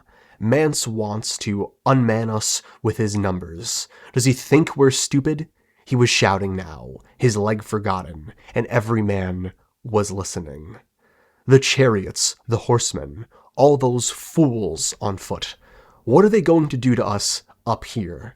Any of you ever see a mammoth climb a wall? He laughed, and Pip and Owen and half a dozen more laughed with him. They're nothing. They're less use than our straw brothers here. They can't reach us. They can't hurt us. And they don't frighten us, do they? No, Gren shouted. They're down there, and we're up here, Jon said. And so long as we hold the gate, they cannot pass. They cannot pass. They were all shouting then, roaring his own words back at him, waving swords and longbows in the air as their cheeks flushed red. John saw Kegs standing there with a war horn slung beneath his arm. "Brother," he told him, "sound for battle." Grinning, Kegs lifted the horn to his lips and blew the 2 long blasts that meant wildlings. Other horns took up the call until the wall itself seemed to shudder, and the echo of those great, deep-throated moans drowned all other sound.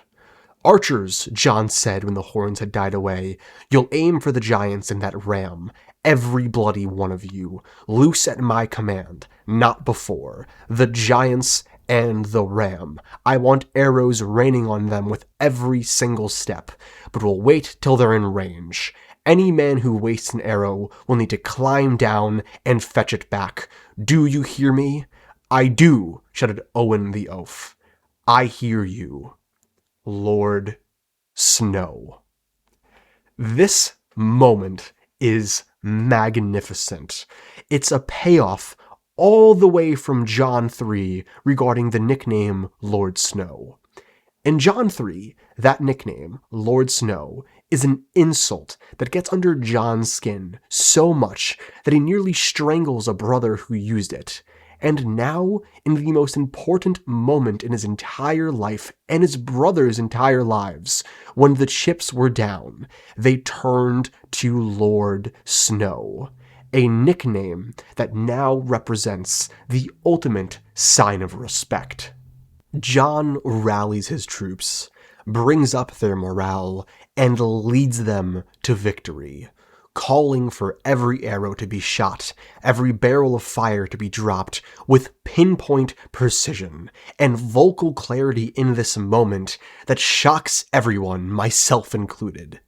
In this moment, all of Jon Snow's dreams of leading and grandeur are coming true, just not in the way that he ever imagined it. Jon then temporarily leaves the top of the wall to check on the gate once the fighting has concluded for a time, and the sight is heartbreaking. Donal Noy and the 4 brothers lay dead, with Mag the Mighty, which saddens Jon, but he remarks that there will be a time to mourn, but that time is not today. This great chapter then ends with Aemon telling Jon that for now he must lead the Night's Watch. You must lead." "No." "Yes, Jon. It need not be for long, only until such time as the garrison returns. Donal chose you, and Corn half-hand before him. Lord Commander Mormont made you his steward. You are a son of Winterfell, a nephew of Benjen Stark. It must be you or no one. The wall is yours, Jon Snow." Wow. What? Breaking script here for a second. What an incredibly hype chapter. My God. Ugh, just so good. What an incredible chapter. It's so incredible to watch 3 books worth of story pay off in this moment. And somehow, this isn't even the high point of Jon's journey in A Storm of Swords. Jon 9 continues his battle at the Wall, and it's another great chapter. It opens with Jon sleep-deprived, remarking that he can't remember the last time he got a good night's rest. Mance Rayder assaults the Wall constantly, and he's wearing them down. Jon then uses a really cool telescope thing to spot a huge, thick plate of armor that will cover wildlings and allow them to break in through the gate.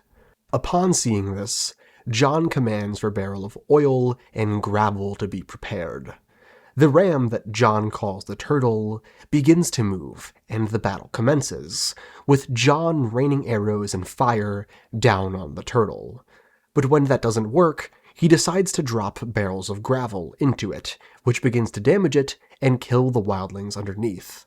Which is really cool since this is what he talked about doing chapters ago when he was scaling the wall. It's a payoff. Jon says in that moment this would be a good idea, and here he puts that idea into motion.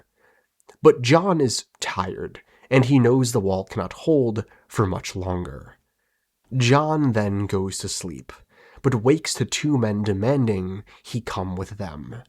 And where he gets brought to is, well, the beginning of one of my favorite subplots in John's story. His beef with Janus Slint.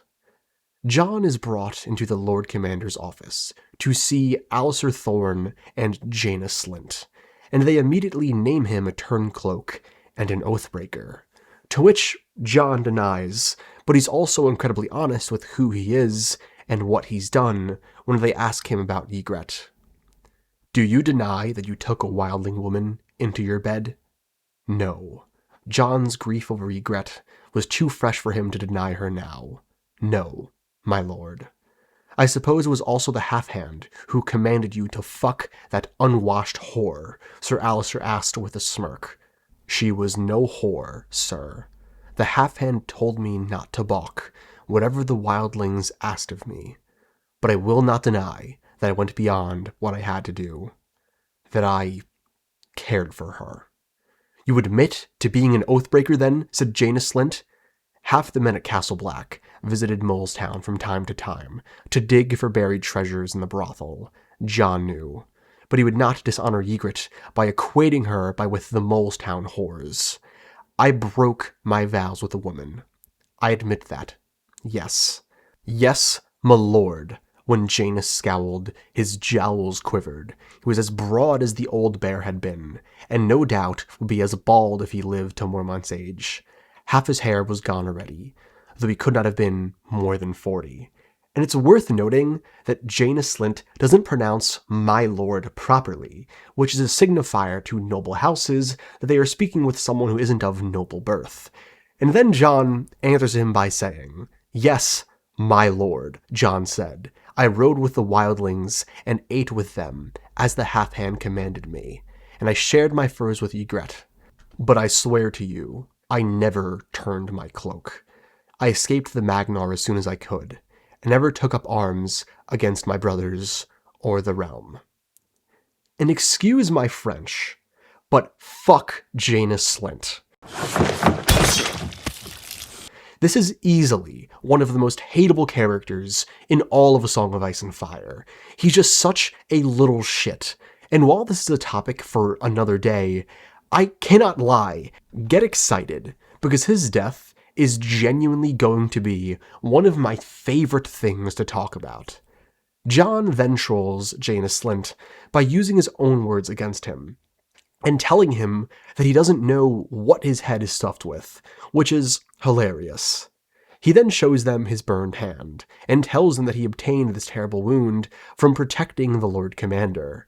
And then Maester Aemon backs him by saying that the only reason Mance isn't sitting here right now is because of Jon Snow. But just when things are going well, Janus Slint crosses the one line that Jon has, the one thing that he won't tolerate, a slight against his family. Promise, said Slint? Well, promise may turn false. Corran Halfhand's blood in his hands. Mormont trusted him, you say. But what of that? I know what it is to be betrayed by men you trusted. Oh yes, and I know the ways of wolves as well. He pointed at Jon's face. Your father died a traitor. My father was murdered. Jon was past caring what they did to him, but he would not suffer any more lies about his father. Slint purpled. Murder, you insolent pup. King Robert was not even cold when Lord Eddard moved against his son. He rose to his feet, a shorter man than Mormont, but thick about the chest and arms, with a gut to match. A small gold spear tipped with a red enamel pinned his cloak at the shoulder. Your father died by the sword, but he was high-born, a king's hand. For you a noose will serve. Sir Alistair, take this turncloak to an ice cell. My lord is wise. Sir Alistair seized Jon by the arm. Jon yanked away and grabbed the knight by the throat, with such ferocity that he lifted him off of the floor. He would have throttled him if the Eastwatch men had not pulled him off. Thorne staggered back, rubbing the marks Jon's fingers had left on his neck. You see for yourselves, brothers, this boy is a wildling. And I just have to say that it's been a few times now over these 3 books that John has lashed out with such ferocity that his strength could almost be considered unnatural. I believe this is John's wolf's blood, his connection to Ghost, his connection to the land, and his connection to the others that comes out when his emotions are heightened, giving him immense strength. Just something to note. Jon Snow is my favorite character because he's not perfect. Much like Jon, I too fall for the occasional rage bait. You should see how I act on Marvel Rivals sometimes. But seriously, this is one of the most fascinating through lines for Jon. No matter how far he comes, no matter how much he changes, he has and always will be a Stark first. His priorities have and always will be family, duty, honor. While Jon definitely cares about his honor, if it means doing his duty and protecting the realm, he is willing to forsake it. And when it comes to his duty, he puts it above all else, except his family. They are the one exception. His father's words, his brother's laugh, his sister's hair, his brother's eyes. These things will always be paramount to Jon Snow, regardless of the distance between them or what occurs along his journey. And what I love the most about this is the way of life of the Tullys. They're Catelyn's words, family, duty, honor, in that exact order. Just another connection between our murdered POV characters that have and will be resurrected. And with that, we are brought to our final 3 chapters in Jon's journey in A Storm of Swords. And it's genuinely insane to think that after all we have experienced this book, there is somehow more. Jon 10 opens with him regretting his decisions up until this point, and feeling great shame in the fact that his mission this chapter is to kill Mance Rayder, and in a cowardly fashion, no less. Jon remarks that, as a child, Jon had wanted to prove all of the preconceived notions about bastards wrong, that they weren't all treacherous and vile, but he had done a shitty job at proving that point. He thinks that he's happy his father isn't alive to see what he has become, and that he should have just stayed in that cave with Ygritte. Jon is lowered to the base of the wall, and a crow strangely spots him and calls out the name Snow. Then Tormund Giantsbane rides out to meet him. And now is a good time to speak about Jon's relationship with Tormund, and why it will be so important to his journey. Tormund asks Jon what happened to the giant, Mag the Mighty, and when Jon tells him that he died fighting Donal Noye, they both drink to them and their epic battle. And aside from just being incredibly likable, Tormund has respect for Jon that not many other characters do.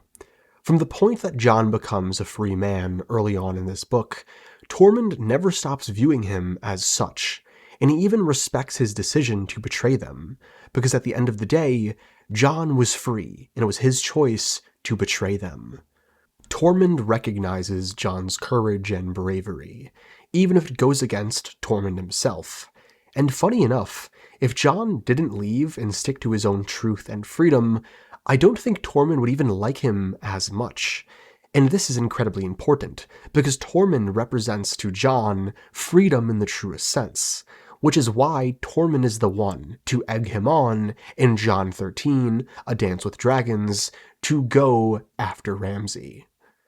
They drink to Ygritte, they drink to their fallen friends and foes, and Tormund gets a genuine laugh out of Jon Snow.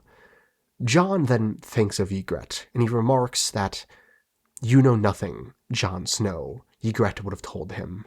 "I know that I am going to die," he thought. "I know that much at least.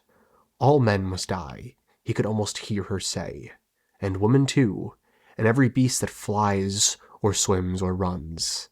It's not the when o' dying that matters, it's the how of it, Jon Snow." Easy for you to say, he thought. "You died brave in battle, storming the castle of a foe. I'm going to die a turncloak and a killer. Nor would his death be quick, unless it came at the end of Mance's sword. And this line really bothers me, to be quite honest with you, because he's not wrong, he's just off about when it's going to happen. At the end of John 13, A Dance with Dragons, he is killed, betrayed by his brothers, and labeled a turncloak and a killer. Just tragic. John then arrives at Mance's tent, and Mance tells him that he must either be very brave or very stupid. John immediately takes note of Varamir's sixskins, which is very important because Varamir is our POV character in the prologue of A Dance with Dragons, and the lore that he drops about skin changing here and in that chapter is very important and immense foreshadowing for John having a second life through Ghost after the events of John 13. The skin changer was grey-faced, round-shouldered, and bald. A mouse of a man with a wolfling's eyes. Once a horse is broken to the saddle, any man can mount him, he said in a soft voice. Once a beast's been joined to a man, any skin changer can slip inside and ride him. Oral was withering inside his feathers, so I took the eagle for my own. But the joining works both ways, warg. Oral lives inside me now, whispering how much he hates you. And I can soar above the wall and see with eagle eyes. John is then brought into the back of Mance's tent and sees his wife giving birth, and he also sees a giant horn. Mance tells him that it's the horn of winter, but honestly, that's a load of BS. A horn that's 8 feet long couldn't fit in a grave unless it was one built for a giant. Beyond that, it makes far more thematic sense for Jon Snow to be the one to have found the horn all those chapters ago in A Clash of Kings. Mance then tells Jon that he won't blow the horn if the crows let them pass. That in truth he doesn't want to fight, he just wants his people to live. He doesn't want to bring the wall down, he wants to hide on the other side of it, from the cold, from the others. So to me, this comes off like a move of desperation. This isn't the true horn, just a play by Mance, a bluff. But then seemingly out of nowhere, Stannis Baratheon's army arrives, just as the birth of Mance's son begins.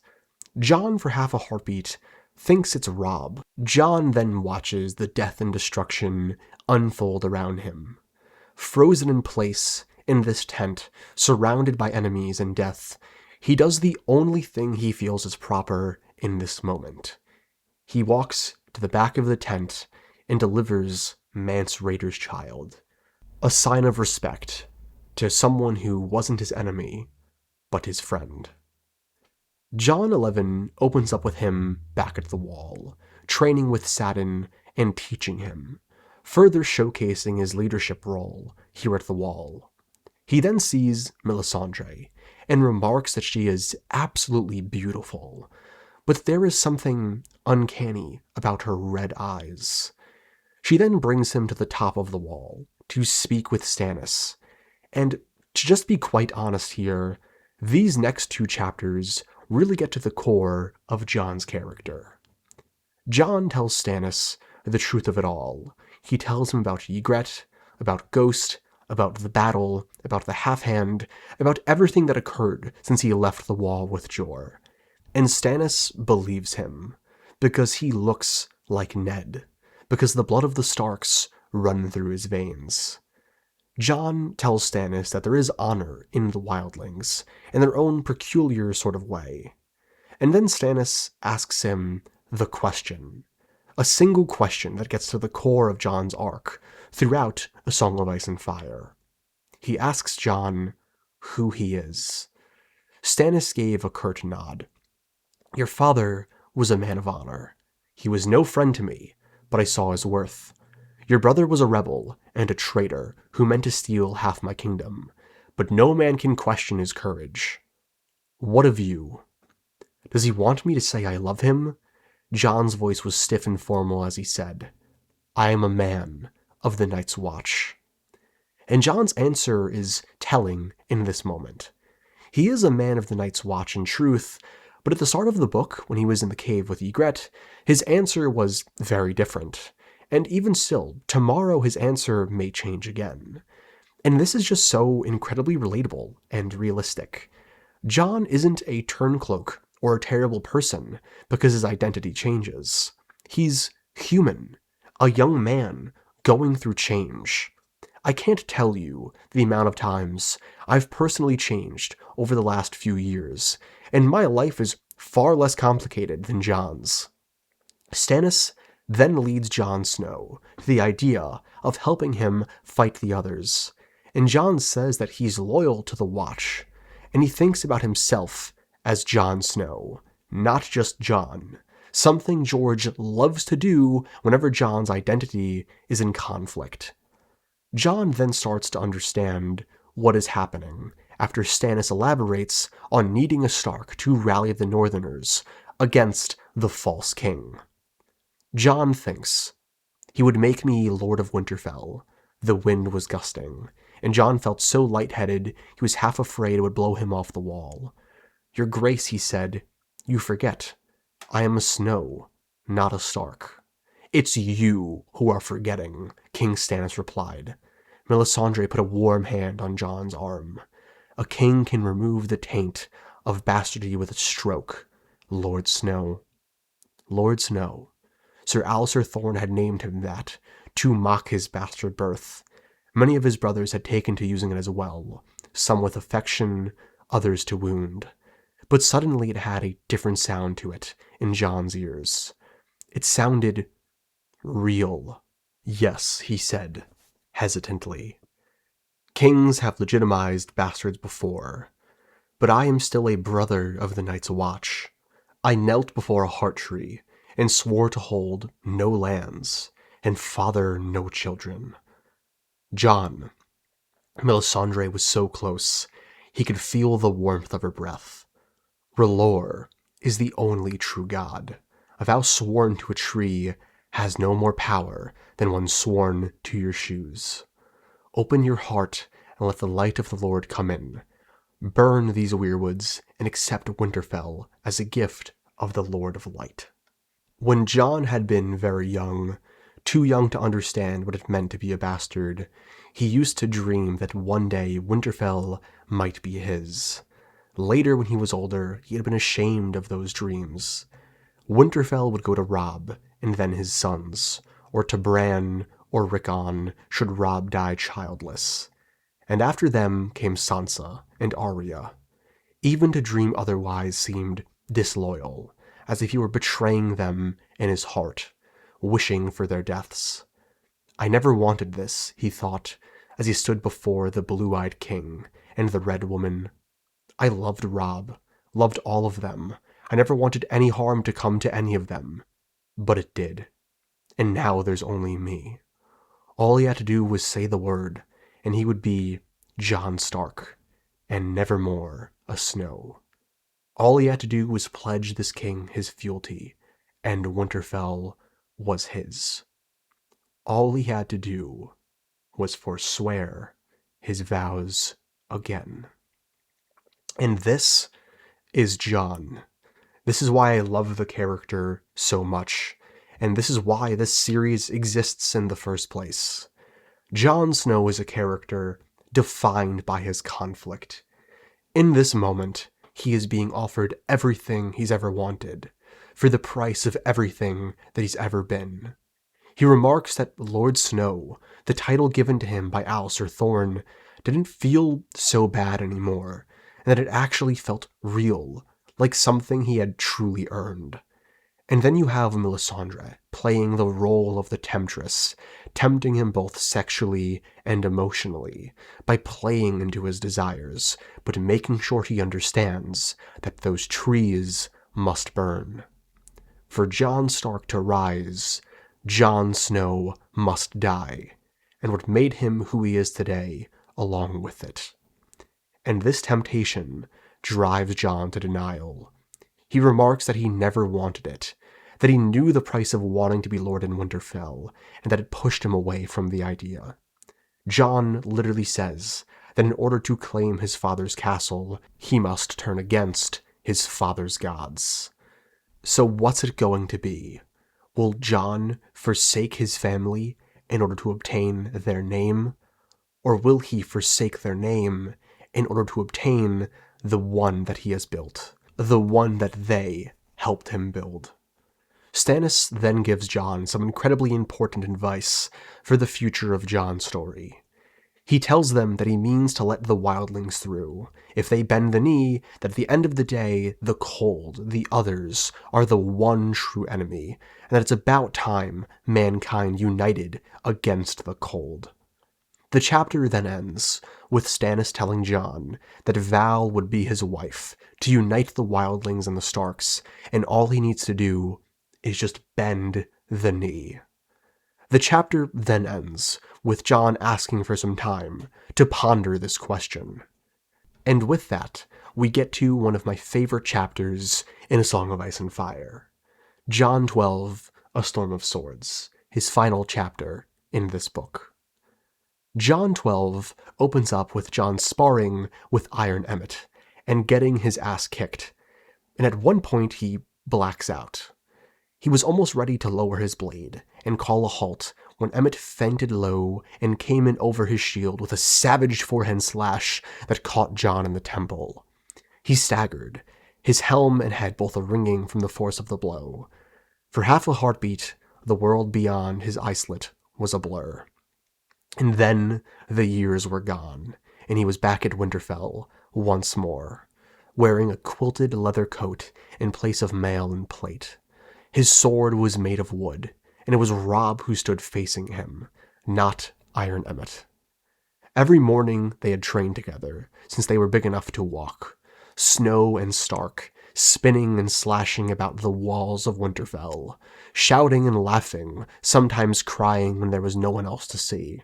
They were not little boys when they fought, but knights and mighty heroes. "I'm Prince Aemon the Dragon Knight," Jon would call out, and Robb would shout back, "Well, I'm Florian the Fool." Robb would say, "I'm the Young Dragon," and Jon would reply, "I'm Sir Rhaem Redwine." That morning he called it first. "I'm the Lord of Winterfell," he cried, as he had 100 times before. Only this time Robb had answered. "You can't be Lord of Winterfell. You're bastard born. My lady mother says you can't ever be the Lord of Winterfell." I thought I had forgotten that. Jon could taste blood in his mouth from the blow he'd taken. In the end, Halder and Horse had to pull him away from Iron Emmett, one man on either arm. The ranger sat on the ground, dazed, his shield half in splinters, the visor of his helm knocked askew, and his sword 6 yards away. "Jon, enough!" Halder was shouting. "He's down! You disarmed him, enough!" No, not enough. Never enough. Jon let his sword drop. "I'm sorry," he muttered. "Emmett, are you hurt?" And this page to me showcases the bitterness and rage that Jon has held for Robb all of these years. While Jon always loved his brother, deep down he also resented him. He resented his position, resented the way Ned looked at him, the way Catelyn looked at him. But Jon never allowed himself to truly accept this rage, so it stayed deep down, bottled up, ready to explode. And this is the moment. This is Jon's subconscious, his trauma bleeding into his reality. He then sits on a bench, with his head throbbing, and asks himself why he is so angry. A question that I've had to ask myself more times than I'd like to admit. And in this anger he sees Catelyn Stark's face, his existence haunted by her cold blue eyes that always seemed to ask him who he was and why he was here. Jon then thinks about Winterfell, and now is a good time to note that this chapter is Jon going through the 5 stages of grief related to the Starks and to Winterfell. The first part is denial. It's what he feels at the end of last chapter and the beginning of this one. He denies the truth of Stannis' offer, denies the truth of what a decision like this would mean. Then Iron Emmett triggers his anger with Robb and Catelyn, the anger and rage that he's had deep down for years, and how isolated and alone he has always felt. And now here with Winterfell we have stage 3, bargaining. John bargains with himself as to why this decision is a good one. He says that he could rebuild Winterfell, that surely his father would want that, right? And then immediately after he heard Robb's voice, and the doubt seeps back in, but not in the form of rage, but something far sadder. John hears Robb say, "You can't be the Lord in Winterfell. You're bastard born," he heard Robb say again. And the Stone Kings were growling at him with granite tongues. "You do not belong here. This is not your place." When John closed his eyes, he saw the heart tree with its pale limbs, red leaves, and solemn face. The weirwood was the heart of Winterfell, Lord Eddard always said, but to save the castle, John would have to tear that heart up by its ancient roots and feed it to the Red Woman's hungry fire god. "I have no right," he thought. "Winterfell belongs to the old gods." And this is stage 4, depression. John comes to terms with the reality that he would have to endure, and it's tearing him apart. John then overhears the men of the Night's Watch plotting, so he decides to step outside to get some air, and he thinks back to the incredibly intense and heartbreaking journey that was this book. Outside, he found he had no idea where he was going. He walked past the shell of Lord Commander's tower, where once he'd saved the old bear from a dead man, past the spot where Ygritte had died, with that sad smile on her face, past the king's tower, where he and Sadin and Deftic Follard had waited for the Magnar and his Thens, past the heaped and charred remains of the great wooden stair. The inner gate was open, so John went down the tunnel, through the wall. He could feel the cold around him, the weight of all the ice above his head. He walked past the place where Donal Noy and Mag the Mighty had fought, and where they died together, through the new outer gate, and back into the pale, cold sunlight. He then walks beyond the wall, towards the remains of Mance's camp. He's just walking aimlessly, almost like he's retracing his steps and trying to find his answer in the past. Ygritte wanted me to be a wildling. Stannis wants me to be the Lord of Winterfell. But what do I want? The sun crept down the sky to dip behind the wall where it curved through the western hills. John watched as that towering expanse of ice took on reds and pinks of the sunset. Would I sooner be hanged for Turncloak by Jaina Slint, or for swearing my vows, marry Val and become the Lord of Winterfell? It seemed an easy choice when he thought of it in those terms, though if Ygritte had still been alive, it might have been even easier. Val was a stranger to him. She was not hard on the eyes, certainly, and she had been a sister to Mance Rayder's queen. But still, and I would need to steal her if I wanted her love. But she might give me children. I might someday hold a son of my own blood in my arms. A son was something Jon Snow had never dared dream of since he decided to live his life on the wall. I could name him Robb. Val would want to keep her sister's son, but we could foster him at Winterfell, and Gilly's boy as well. Sam would never need to tell his lie. We'd find a place for Gilly's too, and Sam would come to visit her once a year or so. Mance's son and Craster's would grow up brothers, as I once did with Robb. He wanted it. Jon knew then. He wanted it as much as he had ever wanted anything. I have always wanted it, he thought, guiltily. May the gods forgive me. It was a hunger inside him, sharp as a dragonglass blade. A hunger, he could feel it. It was food he needed, prey, a red deer that stank of fear, or a great elk proud and defiant. He needed to fill his mouth, fill his belly with flesh, meat, and hot dark blood. His mouth began to water with the thought. And this, my friends, is the 5th stage of grief. Acceptance. In this moment, Jon peers through time, through his own existence, and for the first time is truly honest with himself. And the second he accepts the truth about himself, about his desires, about his conflict, ghost, his wolf, the other part of his soul, reappears. Jon's moment of self-acceptance ends with him unintentionally warging into Ghost. Not only his direwolf, but a companion that embodies the deepest aspects of his soul, that tie him not only to the Starks, but to himself. Jon and Ghost roll around in the snow and leaves, and he is just overcome with joy. He then looks into his best friend's eyes and thinks. Red eyes, Jon realized, but not like Melisandre's. He had a weirwood's eyes. Red eyes, red mouth, white fur, blood and bone, like a heart tree. He belongs to the old gods, this one, and he alone, of all the direwolves, was white. 6 pups they'd found in the late summer snows, him and Robb. 5 that were gray and black and brown for the Starks, and 1 white as snow. He had his answer then. Jon's answer is that he isn't a Stark or a wildling or a man of the Night's Watch. He is all of them and more. Jon and Ghost are the snow itself, something singular but also all-encompassing, and something that's defined as one but blankets over all.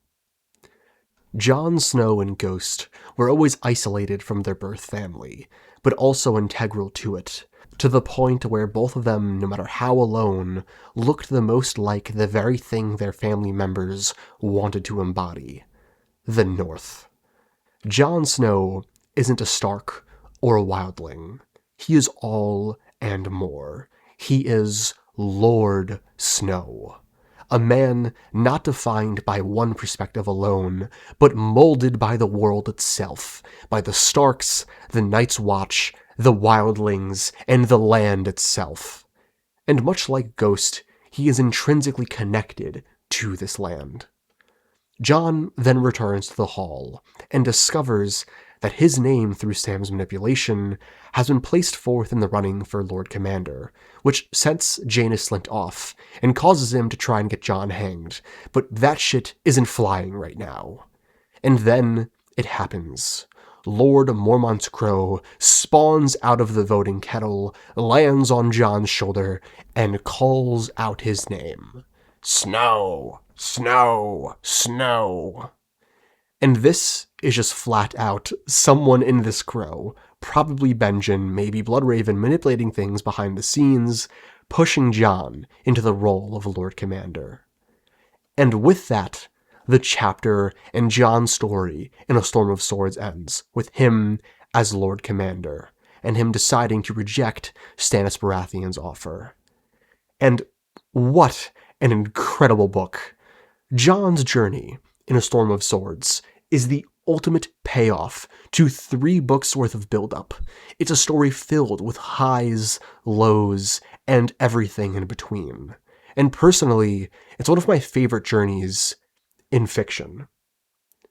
But it's not even my favorite book for Jon Snow in A Song of Ice and Fire.